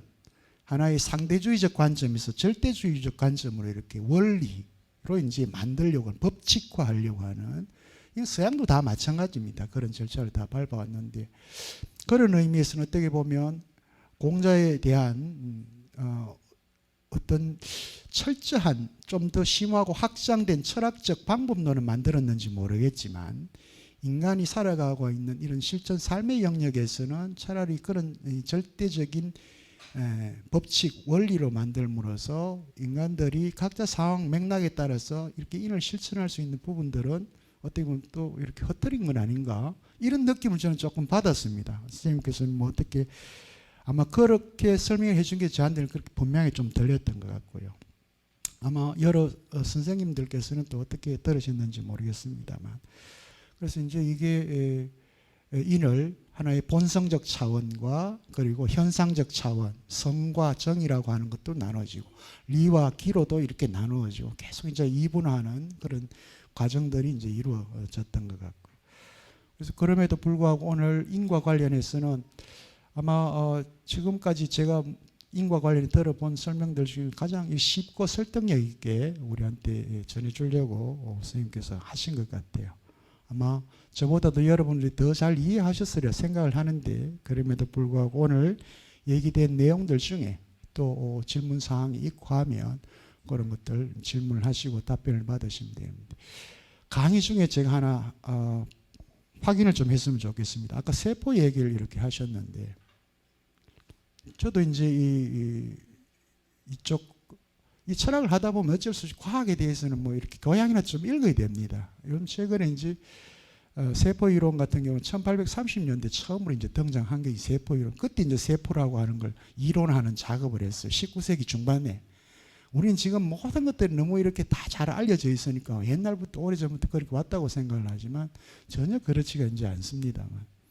지금은 현재 세포가 여러분들 지금 아주 완전한 몸이잖아요. 그죠? 이 몸을 형성하고 있는 것이 이 분자생물학자들은 지금 현재는 처음에는 60조에서 100조개 이렇게 이야기했습니다. 무려 40조가 차이가 나는 그 개수였습니다. 세포 하나에. 그랬는데 인간의 몸은 지금 분자생물학자들이 일정 정도 합의를 본 게 이제 100조개. 100조개의 세포가 지금 현재 여러분들의 몸을 구성하고 있다. 이제 이렇게 주장을 하고 있습니다. 그런데 그 세포 하나의 크기도 여러분 다 아시죠? 그죠? 그 세포 하나를 100조개가 우리 몸을 구성하고 있는데 그 100조개 중에 하나의 세포를 원자로 하면 수조개가 그 세포 하나에 들어 있습니다. 그러니까 이 세포는 원자에 비하면 또 얼마나 큰 겁니까? 그죠? 그러니까 물리의 세계, 화학의 세계, 생물학의 세계 이렇게 보면 이 세계관의 관점들이 완전히 달라집니다. 그러나 우리 세계 우주를 구성하고 있는 것들은 원자, 혹은 원자 이하의 뭐 그것이 여러분 쿼크이든지 힉스든지 그죠? 우리가 뭐 상상할 수 없는 그런 작은 단위의 미립자들이 세계를 구성하고 있고 그런 면에서 우리 인간은 엄청난 그죠? 크기를 가지고 있는 그런 종이기도 합니다. 지금 현재 학계에서 알려진 지구 행성이라고 지구 행성 안에 알려진 생명 종들입니다. 종속 과목 광문계 할 때 종 한 120만 종이라 그러네요. 그죠? 120만 종이 인간한테 알려져 있는 정도입니다. 그런데 학자들은 지구상에 아마 300만 종에서 최대 1억 종까지 지구상에 종이 있다. 그 중에 인간 한 종입니다. 한 종입니다. 그러니까 120만 종이 알려져 있으니까 나머지 어떻게 한번 300만 종에서 1억 종 했으니까 어떻게 해서 아는 게 없다죠, 사실은. 우리 인간들이. 근데 별로 뭐 아는 게 없는 상황에서도 인간들은 가장 잘 아는 것처럼 이 지구를 지배하고 있는 것처럼 금방을 떨고 있는 게 또 우리의 모습이기도 합니다. 예. 그런 의미에서 오늘 또 인이라고 하는 이런 주제를 가지고 보면 우리 인간들에게 좀 더 겸손하고 그리고 우리 이 자연과 공생 혹은 공존할 수 있는 그런 가치까지도 저는 오늘 우리 선생님 이 강의를 통해서도 이 육아 이론을 통해서도 이 생태학적 관점까지도 접근할 수 있는 그런 근거들이 굉장히 많다라고 하는 그런 느낌도 받았습니다. 그래서 오늘 여러분들 다양한 질문들 해주시고 또 좋은 답변 받아보시길 바랍니다. 예, 지금부터 여러분들 질문 받고 답변할 수 있도록 그렇게 하겠습니다. 예. 이치혁 선생님 강의 잘 들었습니다. 저는 신암동에서 온 최상원입니다.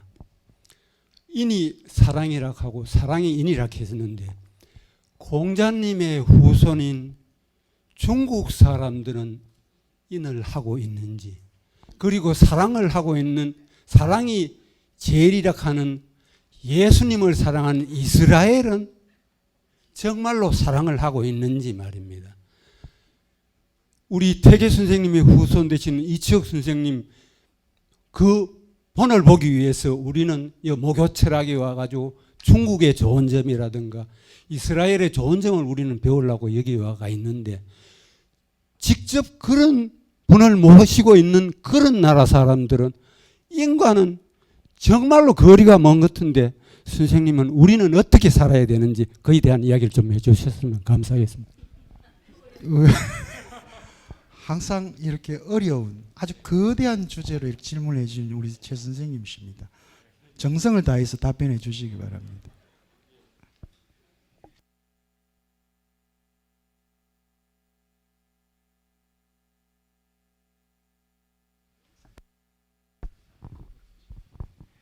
예, 질문 감사합니다. 유튜브에 생중계가 되고 또 녹화가 되는 거라서 답변을 잘못하면 이제 국제 문제로 비화가 될 수. 네, 네, 인이 중국에서 공자가 이제 인이라는 개념을 가지고 학설을 펼치고 제자를 가르치고 또 닦아왔는데 그러면 중국 이외에 그러니까 동아시아 문화권 이외의 사람들은 인하지 않는가? 그럼 인이 그 사람들은 본성이 아닌가? 이건 아닙니다. 네, 사람 다 똑같죠. 다 똑같습니다. 다 사랑하고요. 사랑하고 사랑하는 그 원리를 가지고 있고 그렇게 사랑하는 삶을 편안하게 여기고 더 높은 것으로 여기고 더 좋아합니다. 그러니까 다 좋아하죠. 근데 이름을 조금 달리 붙였을 뿐입니다. 네, 예수님은 거기에다가 사랑이라는 이름을 붙였고 석가모니는 거기에 자비라는 이름을 사용을 했고 그다음에 노자는 아예 이름을 붙이지 말자고 이야기를 했고요. 네, 그래서 누구나 다 있는데 사실 지금 말씀하신 대로 후손이라고 해서 이걸 더 잘 지켜야 된다 이러면 제가 굉장히 힘들어집니다. 네. 후손이 반드시 더 이제 뛰어나라는 법은 없습니다. 출발점은 똑같이 출발을 하기 때문에 뛰어나라는 법은 없는데 기대는 조금 더 큽니다. 그 점이 부담스럽긴 하지만 그래서 제가 이 길로 들어온 게 처음에는 잘 들어왔다고 생각을 했었는데 시간이 가면 갈수록 이 길을 안 들어오는 게 나을 뻔했구나 라는 이제 생각도 가끔씩 하긴 합니다만 그러나 뭐 반은 농담이고요. 저는 잘 들어왔다고 생각을 하고 그 미치지 못하더라도 제가 할 수 있는 데까지 하는 거죠. 아까 말씀드렸듯이 그 꼭 뭐 축구를 이강인, 손흥민 선수 같이 해야 되는 거 아니잖아요. 그 자리에 자기가 할 수 있는 능력만큼 하면서 즐기고 살면 훌륭한 거죠. 그런 것처럼 학문도 당연히 저는 그렇다고 생각을 합니다. 우리가 어떻게 이게 우리 사회에 도움을 줄까 하는 점을 사실 요즘 좀 많이 생각하고 있는 건데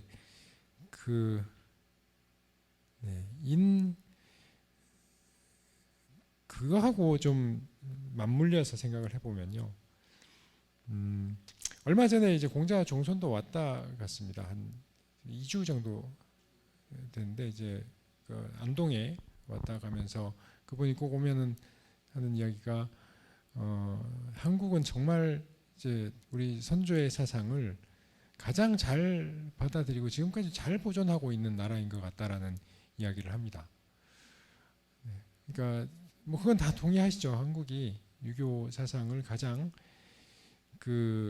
잘 역사적으로도 성리학을 이제 주자가 주자에 의해서 집대성이 됐지만 사실 그게 중국에서는 그렇게 활성화되지 못했고 국가 지도 이념으로서도 뭐 원나라 때 잠깐이었지 그 이후로 별로 빛을 발하지 못했습니다. 근데 그게 우리나라에 들어오면 조선에서는 뭐 그 학문에 좀 이런 말씀드리긴 그렇지만 물 만난 고기처럼 딱 맞아 떨어집니다. 근데 왜 그렇게 딱 맞아 떨어질 수 있었을까 하는 거는 우리 성향이 그거하고 비슷합니다. 그러니까 조금 넓게 말하면 인의예지라는 이런 유교에서 말하는 본성, 성리학에서 장려하는 그런 요소들이 한국 사람들은 물론 전 인류가 다 가지고 있지만 조금 더 그걸 더 갖고 있다라고 하면 좀 이상하고 더 좋아합니다. 인의 이런 거를 더 좋아하죠. 있는 말할 것도 없고요. 우리가 사람 정이 많잖아요. 인하다는 거는 온정이 있다는 이야기입니다. 한국 사람들 이렇게 정이 많고 온정적이고 이런 거 뭐 잘 알려져 있고 정의, 공정 이런 거 좋아하는 것. 마이클 샌델의 정의란 무엇인가 이 책이 우리나라에서 한 200만 부 팔렸답니다. 200만 부면 우리나라 인구가 5천만인데 200만 부면 어마어마한 양이 지금 팔린 거거든요. 근데 그 옆에 나라 일본에는 60만 부 팔렸습니다. 거기도 많이 팔린 겁니다. 근데 우리나라보다는 아니죠. 근데 이게 사실 미국에서는 한 10몇만 부 정도 팔린 그런 책이랍니다. 그만큼 우리가 이제 그런 걸 좋아하고 아까 말씀드렸던 어떤 돈줄 이런 것도 그럼 돈줄 왜 내십니까 그거를? 나한테 고마운 일을 한 분이 아니잖아요. 훌륭한 일을 하신 분인데 작지만 훌륭한 일을 하신 분인데 누군가가 A가 B를 도와줬다는 사실을 이야기를 듣고 내가 A, B와 관계가 전혀 없는데도 제3자인 내가 듣고는 이 이야기에 감동을 받아가지고 이 A를 돈줄을 내고 이 A에게 고마워한다라는 것은 이게 우리가 지금 남이 아니라는 소리고 그리고 그만큼 우리가 의를 좋아한다는 이야기이기도 합니다. 그래서 우리가 성리학적 이제 신유학적 사유에서 그런 이제 문화적인 바탕 위에서 우리가 지금 역사를 꾸려왔는데 앞으로도 물론 그대로 조선시대 그대로 적용하기는 힘듭니다. 조선시대는 조선시대였고요. 이제 시대가 바뀐 상황에서 그대로 적용한다는 것은 있을 수 없는 일이고 다시 한번 이제 신유학이 한 번 더 더 새로운 유학, 그러니까 신유학으로 변모해서 우리나라에서 조금 더 꽃이 핀다면 이게 지금 한류가 퍼져나가듯이 사상의 한류도 퍼져나가지 않을까 하는 생각입니다. 그래서 이제 학자가 먼저 분발을 해야 되고, 네, 사실 학자가 분발하면 그 다음에는 쉽습니다. 그 다음에 이제 한국 사람들의 심성이 그걸 좋아하게 되어 있기 때문에 쉬운데 학자 분발해야 되는데 이제 저부터 좀 분발을 하겠습니다. 네, 좋은 질문 감사합니다. 답변이 되는지 모르겠습니다. 조금 애둘러서 이렇게 표현하신 겁니다. 그렇게 받아주시고, 우리 최 선생님 항상 이 국제 전문가를 불러서 답변을 해야 되는 문제를 늘 가시는데, 뭐 이스라엘이든 중국이든 뭐 자기들이 좀 알아서 하라고 그렇게 저희들은 뭐 이야기할 수밖에 없을 것 같습니다. 그런데 병원 공격은 안 되죠, 그죠? 병원 공격은 안 됩니다. 이거는 뭐 있을 수가 없는 일들입니다. 사실은 이런 일들은 2500년 전의 인이든 수백 년 전의 인보다도 19세기에 등장한 유럽인들이 만들었던 또 하나의 개념 때문에 그렇습니다. 여러분 다 아시겠지만 민족이라고 하는 개념입니다. 민족. 이게 19세기에 등장한 개념입니다. 우리도 민족주의 강하잖아요, 그죠? 한민족이라고 해서 얼마나 많이 강조합니까? 지금도 늘 민족 얘기하잖아요. 그 팔레스타인 민족, 혹은 이스라엘, 유대인, 유대족, 뭐 이 민족 문제입니다. 그리고 중국도 역시 마찬가지고요. 이 중화주의를 내세우는 게 지금 얼마나 지금 중국의 애국주의를 강조합니까? 좀 민족주의입니다. 왜곡된 민족주의죠, 그죠? 폐쇄된 민족주의입니다. 이게 닫힌 민족주의가 가지고 있는 한계들입니다. 우리끼리만, 그죠? 이게 이제 가장 큰 문제들이 생기죠. 국제적 관계에서는 그래서는 안 되죠. 개방시켜 놓고 늘 관계하고 해야 되는데 사람과의 관계 마찬가지입니다. 자기들 말아서 풀어가려 생각하는데 지금도 안 풀리는 것 같아요, 그죠? 두고 볼 일입니다. 예. 근데 오늘 우리 선생님께서 이제 이런 말씀을 하셨어요. 한국 사람들은 인을 좋아한다. 의를 좋아한다. 좋아한다 이렇게 말씀을 하셨는데 혹시 여러분들 그렇습니까? 좋아합니까? 그럼 왜 좋아하는지 한번 물어봐야 되겠죠, 그죠? 왜 우리는 인을 좋아하는지, 중국보다, 일본보다, 미국보다, 왜 우리는 미국보다 의를, 정의를 좋아하는지. 아까 미국에서 10몇만 부 팔렸다고 그랬는데 제가 알기로는 4, 5만 부도 안 팔린 걸로 알고 있습니다. 3억 인구 중에. 미국에서는 샌들. 근데 우리 한국에서는 말 그대로 그렇게 베스트셀러가 됐을까? 그래서 의를 좋아한다? 이거는 한번 꼭 여러분들이 왜 우리 선생님께서는 좋아한다고 이렇게 말씀을 하셨는지 한번 물어볼 일들입니다. 오늘 다른 선생님들도 역시 마찬가지고요. 예, 또 다른 질문 받도록 하겠습니다. 예, 선생님 제일 앞에 계시는 분. 예, 몇 달 전에 그 선생님 교육 방송에 나오셔가지고 그 여러 가지 그 말씀을 주셨는데 제 평소 저의 생각과 일치하는 부분을 선생님 그 강의를 통해 가지고 체계화되고 구조화돼 가지고 굉장히 큰 기쁨을 가지고 있었습니다. 그래서 선생님 조남도 제가 잊어버리지 않고 그리고 나중에 알고 보니까 또 그 태계 선생님의 또 17대 종손 분이시더라고요. 다른 일을 하시다가 저는 참 당이라고 생각하시고요. 다시 돌아오신 걸. 그러고 지금 우리 좀 전에 교수님도 말씀하셨지만 우리의 정신이고 우리의 의리고 우리의 문화이고 우리의 토대인 이 성리학을 현대에 또 이래 맞게 작업을 하신다니까 너무 반갑습니다. 그런 부분에서 좀 더 박차를 가해 주시기를 제가 좀 부탁을 드리고요. 제 질문은 오늘 평소에 좀 궁금했던 걸 한번 여쭤보겠습니다. 때로는 유학이라고 하고 때로는 또 유교라고 합니다. 그래 저희 친구들끼리도 그래 얘기를 할 때 제가 이제 이쪽에 관심이 있다 보니까 묻습니다. 그래서 저는 이렇게 대답했습니다. 유학이라고 한 것은 학문으로 바라볼 때 유학이고 유교로 카마 옛날에 우리가 좀 무지 할 때에 라고 말씀을 할 수 있는가는 모르겠지만은 종교를 놓고 볼 때 또 우리 또 유교라고 한다라고 했는데 그 얘기에 맞는지 오늘 여기서 유학, 유교의 그 개념의 차이에 대해서 제가 좀 듣고 싶고요. 그리고 우리 성리학에서는 내세를 말하는 걸 제가 못 봤습니다. 공장님도 제자가 그 죽은 뒤에 어찌 됩니까 하기에는 공장님이 야, 산 사람이 일도 모르겠는데 죽고 나서 일은 나도 모르겠다라고 말씀하신 걸 제가 기억을 하고, 근데 또 책을 보다 보니까 성리학에서 이런 또 구조를 제가 봤던 기억이 있습니다. 또 누가 또 그 성리 그 참 그 현자한테 이렇게 물으니까 내세에 대해서 그래 이렇다. 몸은 죽어서 자연으로 돌아가고 넋은 구름이 되고 혼은 바람이 된다. 아, 저는 너무나 이거 멋진 표현이다라고 생각하고 있는데 그 부분에 대해서도 그 말씀을 좀 주시면 감사하겠습니다. 예, 이상입니다. 예, 고맙습니다. 두 가지 물음이고요. 먼저 개념적인 부분들 한번 정리를 해주시면 좋겠습니다. 유학은 무엇이고 유교라고 표현했을 때 또 무엇인지, 이건 뭐 늘 얘기되는 문제이긴 합니다만 오늘 분명하게 한번 좀 이렇게 짚어주시고요. 그다음 아까 방금 인용하신 부분들은 혹시 어떤 경전이 나오는 얘기인지는 알고 계십니까? 구름은 넋이 구름이 되고 혼이 바람이 된다 그랬는데. 예.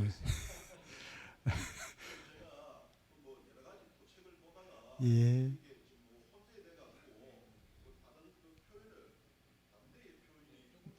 예. 알겠습니다. 예. 그 관련해서만 예, 말씀 주시면 고맙겠습니다.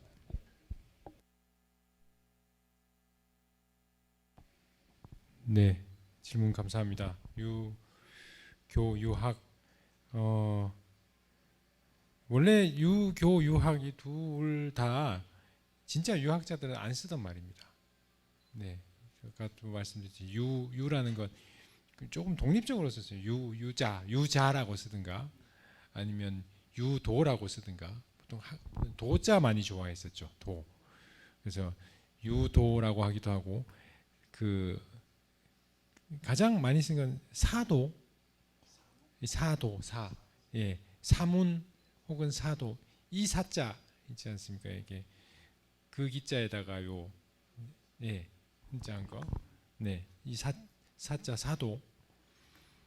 그런 걸 많이 썼는데 이제는 뭐 사실은 그러니까 이거는 정확한 의미가 어떤 학문적으로 규정되어 있는 건 아니고 우리가 그렇게 사용하는 대로 사용하시면 됩니다. 유학은 학문적인 학문의 비중을 포커스를 두고 쓰는 말이고 그 학을 해야 되잖아요. 유학을 그 유를 우리가 알려면 그 군자의 도를 알기 위해서는 공부를 해야 되니까 그 공부하는 걸 이제 유학이라고 하고 유교는 그 문학까지 포함하는 네, 그 공자를 기점으로 해서 공자를 필두로 해서 이제 이어진 그 어떤 학문 그다음에 문화 어떤 종교적 측면 이런 것까지 다 포괄하는 이제 넓은 개념이라고 보시면 될 것 같습니다. 그래서 유교 문화라고는 하는데 유학 문화라고는 하지 않잖아요. 네. 그렇게 뭐 현대적으로 구분하시면 될 것 같고요. 내세관의 아까 그 말씀 좀 뭐 멋진 말이긴 한데 제가 뭐 짧아서 그런지 저는 못 들었고 예, 처음 들었는데 한번 저도 찾아보겠습니다. 네, 그 유학에 내세관이 없다라고 하는데 그렇죠. 우리가 근데 내세관을 어떻게 볼 거냐? 이게 에고주의적으로 볼 거냐? 내 중심으로 그럼 내가 죽어서 나의 이 의식이 어떻게 되고 나의 이 혼이 내 지금에 있는 어떤 기억과 의식을 담고 남느냐 안 남느냐 이런 중심으로 이런 걸로 놓고 보면 그런 건 없습니다. 저 유학에는 네, 그런 관점 생각은 없고요. 다만 그 내세가 바로 현세라는 생각은 그거는 당연한 거죠. 왜냐하면 내가 자손을 남겼잖아요. 내가 살아왔듯이 자손도 이 땅에서 살아야 되잖아요. 그리고 그 자손이 또 그 자손을 남길 거고요. 그러니까 영원히 그 이어집니다. 이어지는데 그 자손들이 어디서 삽니까? 그 자손들이 딴 데 가서 사는 게 아니라 여기서 사는 거죠. 그러니까 이 세계가 곧 내세이기도 합니다. 그런 관점에서 보면 내세가 있는 거죠. 내세가 없다고 그러면 나만 혼자 잘 먹고 잘 살면 끝 이런 사상은 아니라는 겁니다. 선생님 혹시 댁에서 제사 지내십니까? 예. 왜 제사 지내세요? 예.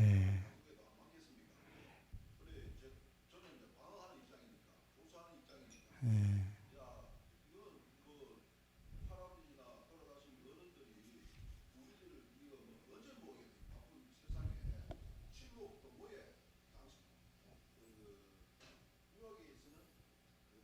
맞게 또 이렇게 해석을 하고 프로 한 것을 또그 하나의 덕목으로 큰 덕목으로 보지 않습니까? 그 관점에서 얘기합니다. 요즘은 제사의 의미는 친목 부모다. 내 언제 보겠노? 1년 다 지나도록 해가지고 그래 사촌 육촌 또 알아야 되고 집안에 어른들도 그 알아야 되고 하니까 친목 부모의 장이다. 그래 할자한테 감사하고 어제 아래 돌아가신 아버지한테 감사해야 되고 그런 의미에서 술 올리고 그 제사상을 마련하는 것이다라고 저는 뭐 얘기는 하고 있는데 뭐 틀린 말은 아닌 것 같습니다. 사실 이 우리 지금 유교 문화권 안에서 지내고 있는 이 제사라고 하는 것은 이렇게 보면 그 죽은 자에 대한 유해에 대해서 이렇게 크게 막 마음을 쓰고 배려한다는 의미를 갖기보다는 사실 그런 것보다는 그 죽은 자의 영원 불멸입니다. 일종의 영원히 살았으면 좋겠다라고 하는. 그러니까 유교에서 내세관이 없다라고 표현하는데 아까 방금 우리 선생님 말씀하신 것처럼 바로 이 현실, 현세 이 자체 그 제사 지내는 그 자식들이 제사를 지내는 이유는 그 죽은 자, 그 조상들이 영원히 잘 살았으면 좋겠다라고 하는 그 마음을 전달하는 방식이 이제 제사의 형태이기 때문에 일종의 그것도 내세일 수 있는 거죠. 꼭 어디 외부에 있는 절대 신을 상정해 놓고 그 신을 믿으면서 나는 천국에 갈 거다라고 하는 특정 종교들만 그런 게 아니고 그런 의미에서 유교 문화에서도 이런 내세적인 관점들이 있다고 그렇게 표현하기도 하더라고요. 저도 이제 그렇게 이해를 하고 있긴 합니다만, 예. 그러니까 아마 불멸에 대한 표현의 방식이 달랐을 것 같아요. 그리스도교에서 하는 표현의 방식, 혹은 유교에서 도가에서 불교에서 하는 방식들이 아마 달랐던 것 같습니다. 예, 또 다른 질문 받겠습니다. 예, 선생님. 안녕하십니까. 저는 범어동에 사는 윤주용이라고 합니다. 전번 주에 이 주제가 나와서 좀 많은 좀 이렇게 공부를 하면 공부를 좀 해갖고 질문을 드리는 겁니다. 덕, 사랑 하나가 제가 이제 해석하기로는 덕은 내 갖춤, 내 근본을 얘기하고 사랑은 상대를 얘기하고 우리가 같이 사는 그래서 모두가 하나가 된다 이렇게 저는 이해를 하고 있습니다. 그래서 그것은 이 인간의 본질이 아닌가 이런 생각을 갖게 하고 있습니다. 그런데 요즘에 자금의 세상에서 일어나는 모순에 대해서 질문을 드리고자 합니다. 세상은 발전하고 과학은 발전했는데 왜 사람들은 많이 아픈 사람들이 많고 왜 병원은 많은지 그것이 적어야 되는 게 맞는 것이 아닌가. 그런 것도 하나의 모순이고 모든 모순은 엄청나게 많이 일어나고 있다고 생각합니다. 한 가지 예만 들었을 뿐이지. 그런 부분을 유교적으로 봤을 때 앞으로 모든 것은 공자님도 그렇고 예수도 그렇고 모든 시대적으로 모든 모순이 일어났을 때 그런 사람들이 나왔다고 생각을 합니다. 지금 작금의 이 시대에도 그런 지도자 그 사람들이 지금에 있는 교수님과 같은 우리 지식인의 지성인의 대표로 할 수 있는 교수님들의 몫이 아닌가 이런 생각을 해봤습니다. 그래서 그런 측면으로 볼 때 지금 현재 일어나고 있는 모순에 대해서 이런 유교적으로 연결되는 관계가 있는 것은 있지 않을까 그런 생각을 갖게 됐습니다. 그런 부분에 대해서 말씀을 해주시면 감사하겠습니다. 예, 고맙습니다. 선생님 이 학창 시절에 모범생이셨죠? 지금 질문하는 태도나 자세를 보면 너무 바릅니다. 저희가 죄송합니다. 이렇게 앞에 앉아있는. 예, 선생님 고맙습니다. 예, 우리 사회 분열이죠. 그죠? 갈등들입니다. 한마디로 이제 모순이라고 이렇게 표현하셨는데 우리 조선 역사 전체 5,000년에서 이렇게 잘 사는 때가 없습니다. 경제 뭐 세계 11위에 들어가는 경제 대국이기도 하고요. 엄청난 잘 사는 선진국입니다. 대한민국. 겉으로는 지금 그런데 안으로 들어보면 또 이제 우리 스님께서 말씀하시다시피 모순 덩어리입니다. 그죠? 이런 모순 덩어리를 해결할 수 있는 하나의 대안책으로 유교적 관점에서는 어떤 것들을 제시하는 게 가장 좋을까? 그리고 보면 이제 인이라고 이렇게 표현할 수 있는데 이걸 구체적 실전 방안으로 한번 제시를 해주시면 그죠? 예, 저희들이 일상생활할 때도 도움이 될 것 같습니다. 예, 스님 좋은 답변 부탁드립니다. 예, 공부를 너무 많이 하신 분들이 너무 큰 질문을 하셔가지고 네, 굉장히 큰 질문입니다. 네, 지금 오늘날에 일어나는 현상을 이 모순 말씀하신 모순을 제 생각에는 아주 오래 전부터 그 유학자들이 경고를 했었던 것 같습니다. 네, 경고는 계속 해왔는데 우리가 안 들을 뿐인데요. 예, 아까 저기 왜 우리 사회에 이렇게 왜 병이 많고 병원에 이렇게 사람이 넘치느냐. 네, 그걸 어떤 분이 이렇게 이야기하시더라고요. 이게 이렇게 이야기해도 되는지 모르겠는데 오래 살아서 그렇다. 예, 옛날에는 병이 생기기 전에 다 돌아가셨는데 이제는 오래 사시니까 병이 생기는 그거 뭐 네, 병은 그러니까 병은 받아들여야 된다 이렇게 이야기를 하시더라고요. 그 몸의 병은 그런데 그거는 우리가 이제 치유할 수 있는 그 기술도 굉장히 많이 발달을 했고 크게 문제될 건 없어요. 친구 삼아서 사시면 되는데 이제 마음의 병, 마음의 모순이 이제 큰 문제인데요. 그 제 생각에는 저는 이제 유학의 경고를 보면 지금의 이 모순은 굉장히 당연한 거라고 생각이 듭니다. 네, 당연한 그러니까 왜 당연하냐? 사람으로서 이게 우리가 저 말씀하셨듯이 그 이렇게 잘 산 적이 없습니다. 아마 인류 최초입니다. 우리나라 역사 최초로 이렇게 이런 풍요를 누리고 살았고 제 정도 이제 연대가 처음으로 배를 골지 않고 살았던 세대이고요. 지금 이제 MZ 세대 뭐 한 2000년대 이후의 세대는 부족한 것이 하나도 없이 산 세대라고 할 수 있습니다. 근데 그런 시대에 왜 그렇게 그러니까 우리가 모순을 안고 왜 이렇게 행복하지 못하느냐라고 하는 이거는 좀 더 깊이 생각을 해봐야 될 것 같은데요. 이런 것과 비슷합니다. 옛날에 같이 못 살 때는요, 잘 살려고 노력을 했습니다. 목표가 있었고 목표를 위해서 열심히 잘 달려왔습니다. 이제는 그 목표가 없어졌잖아요. 잘 살려는 목표가 없어지고 나니까 목표가 없어진 겁니다. 인생 삶에 목표가 없어지고 다 각자 다른 이제 목표 없이 실제로 그냥 눈앞에 보이는 걸 눈앞에 뭐 조금 더 좋은 것, 멋있는 것 이런 걸 이제 쫓고 살 수밖에 없는 시대가 된 것 같습니다. 이게 그래서 더 이상 목표가 생기지 않는 한은 지금 이 혼란은 당연한 게 아닌가 하는 생각이 들고요. 그걸 옛날에 이 유학자들은 어떻게 경고를 했냐면 사람이 탐욕을 갖고 사는 한 절대 사람답게 살 수 없다라고 했거든요. 그러니까 네, 지금 잘 살기는 하지만 잘 사는 거에서 그러니까 물질적으로 풍요롭기 때문에 우리가 행복해야 돼라는 생각을 버려야 됩니다. 네, 당연한 겁니다. 그러면 행복하려면 어떻게 해야 되느냐? 유학자들은 탐욕을 버려라라고 이야기를 합니다. 그래야 물질이 있든 없든 물질이 풍족하든 아니든 행복할 수 있는 거지.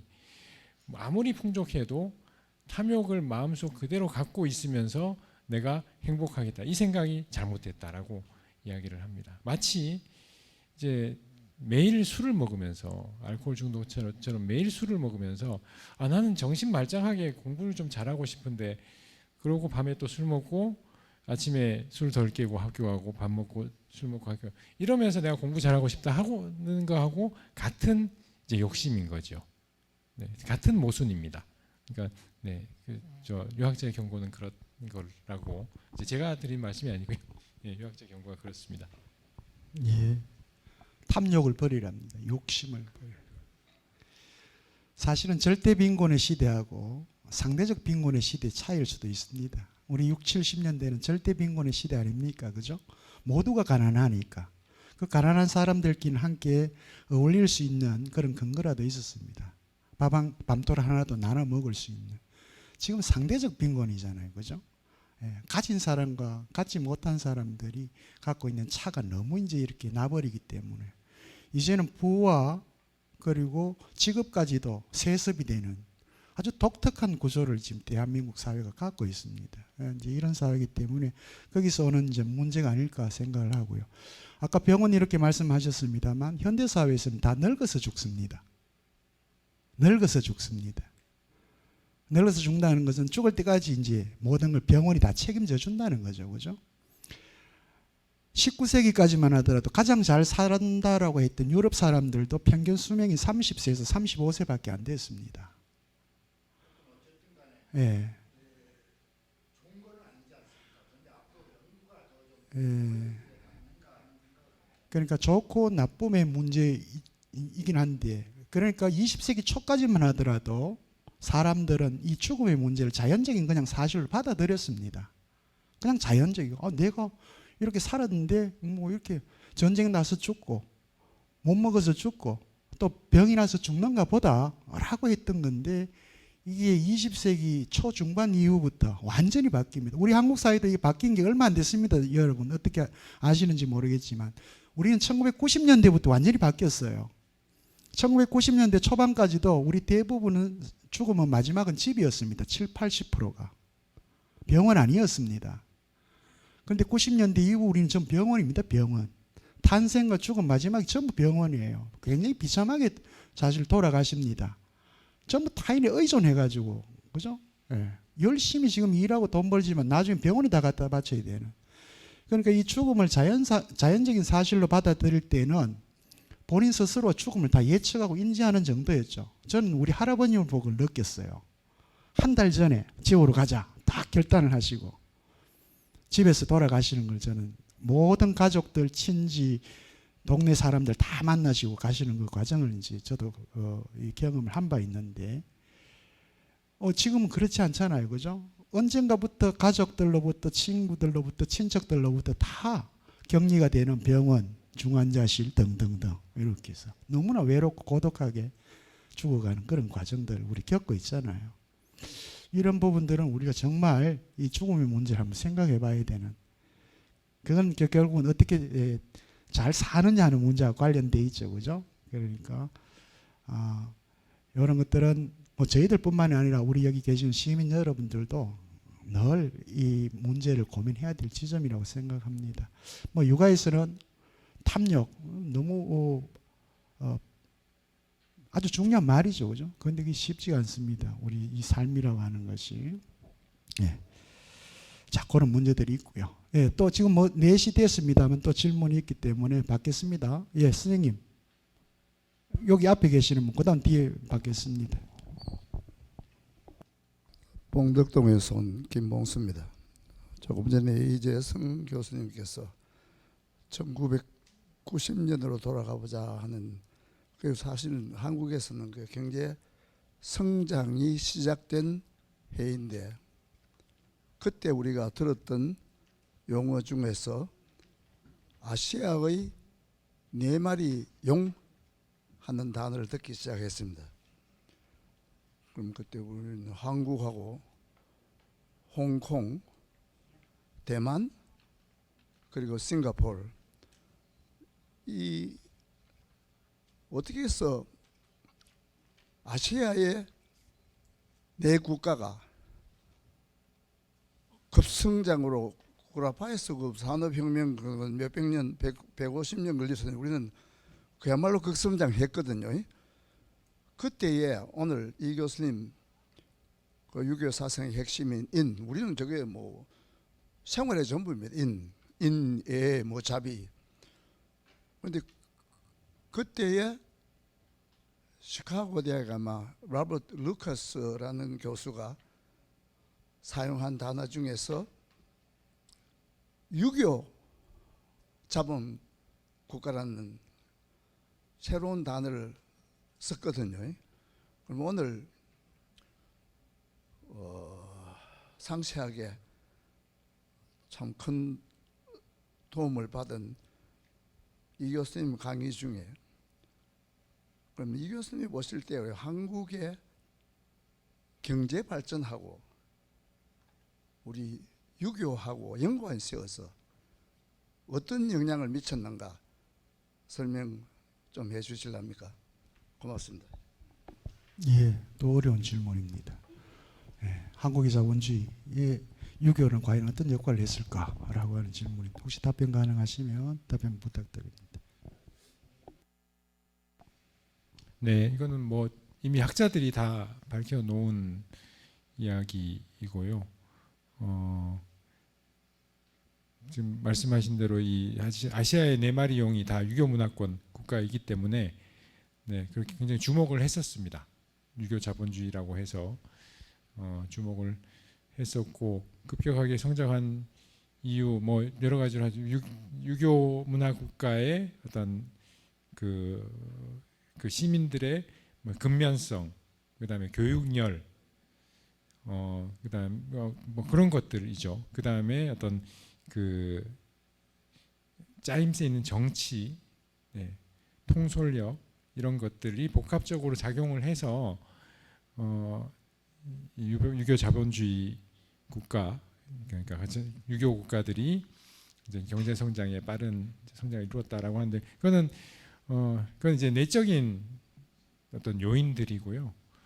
그 외적인 요인들도 뭐 사회 경제적으로 다 이야기를 합니다. 유교라고 하진 않고요. 그냥 뭐 여러 가지 요소들 중에 이제 여러 가지 요소로 이제 보여집니다. 근데 더 중요한 건 사실 이제 자본주의가 이제는 자본주의가 비판을 받기 시작하는 시대이지 않습니까? 시간이 지나면 이제 앞으로 생각을 해야 되는데 시간이 지났을 때 유교 자본주의 자체가 또 비판을 받을 수도 있는 그런 시대가 올 수도 있습니다. 조금 더 사실은 그 모든 것에 지금 유교를 갖다 붙이기보다는 유교 자체가 조금 더 좀 미래지향적인 어떤 비전을 가지고 나아가야 하지 않는가 하는 그런 생각을 해봅니다. 그래서 그 옛날에 그 유학자들 그런 이야기 많이 했거든요. 한 500년 후에 500세대 후에 성현이 봐도 부끄럽지 않는, 네, 성현이 봐도 틀리지 않았다라고 하는, 네, 그런 학문을 해야 한다라고 하는데 그런 학문을 지향해야 하지 않을까 하는 생각을 해봅니다. 그래서 나중에 또 봤을 때 또 제대로 된 해석이 될 수 있도록. 네, 그래서 유교 자본주의에 대해서 크게 저 사실 별로 좋아하지도 않고 그렇게 좀 익숙하지도 않아서 다른 말씀을 드렸습니다. 네, 감사합니다. 예, 고맙습니다. 뭐 시간이 한 5분 정도 지났는데 뒤쪽에 아까 질문하시려고 손 드신 분 계십니까? 아, 예. 교수님의 강의를 잘 들었습니다. 시간이 지금 이제 경과됐는데 간단하게 말씀을 드리겠습니다. 또 답도 간단하게 해주시면 고맙겠습니다. 덕입니다. 덕은 음덕과 양덕이 있다는데 모두들 하는 이야기가 자녀들이 잘 되고 자기 자신이 잘 되면은 덕이 있다 이런 이야기를 많이 합니다. 그러면은 자기 자신이 덕이 있다 하게 되게 되면은 하다못해 로또 복권이라도 돼야 되는 거 아니겠습니까? 그만큼 덕을 쌓으려고 하게 되면은 그 두 가지 중에 어떠한 덕을 쌓아야 되는지 알려 주시면 좋겠습니다. 감사합니다. 예, 아주 현실적인 문제네요. 그죠? 제가 가까이 가서 그 절하시는 분 보면 예, 그런 걸 느낍니다. 예, 답변해 주십시오. 선생님, 그건 제가 질문 드리고 싶습니다. 어떻게 하면 또 예. 네, 진짜로 제가 질문 드리고 싶고요. 근데 한 가지 이제 뭐 유학적으로나 아니면 좀 노자적으로 봤을 때 비슷한데요. 사실 유교나 노자 사상이 사실 같은 걸 이야기하는데 다른 방식으로 이야기할 것뿐입니다. 근데 일단 보상을 바라면 덕이 될 수가 없습니다. 네, 보상을 안 바라고 쌓아놨는데 그게 언젠가 뭐 자손에게서 자손이 보상을 받는다. 그거는 이제 음덕이지만 내가 이걸 덕을 쌓으면 로또 당첨이 되지 이러면 그거 자체가 일단 덕이 아닌 게 되는 거죠. 보상을 바라는 그 시점에. 네, 그냥 사상적으로 보면 그렇습니다. 원하는 질문 못 드려 죄송합니다. 예. 음덕 많이 쌓으시기 바랍니다, 선생님. 예. 예, 오늘 긴 시간 동안 또 이렇게 좋은 얘기 나누어 주시고 또 토론을 통해서 여러분에게 자세한 설명을 해주신 이치혁 교수님께 다시 한 번 더 큰 격려의 박수 한번 부탁을 드립니다. 다음 시간에는 인천대학교에 계시는 김윤경 교수님을 모시고 다시 이제 중국 사상 중에서도 좀 위로 올라갑니다. 여기 이제 시간적인 차이 때문에 그랬는데 상제라고 하는 주제를 가지고 여러분들 천명과 그리고 문창제군이라고 하는 부제를 통해서 한번 다시 이 중국 고대 문헌을 들여다보는 그런 시간을 갖도록 하겠습니다.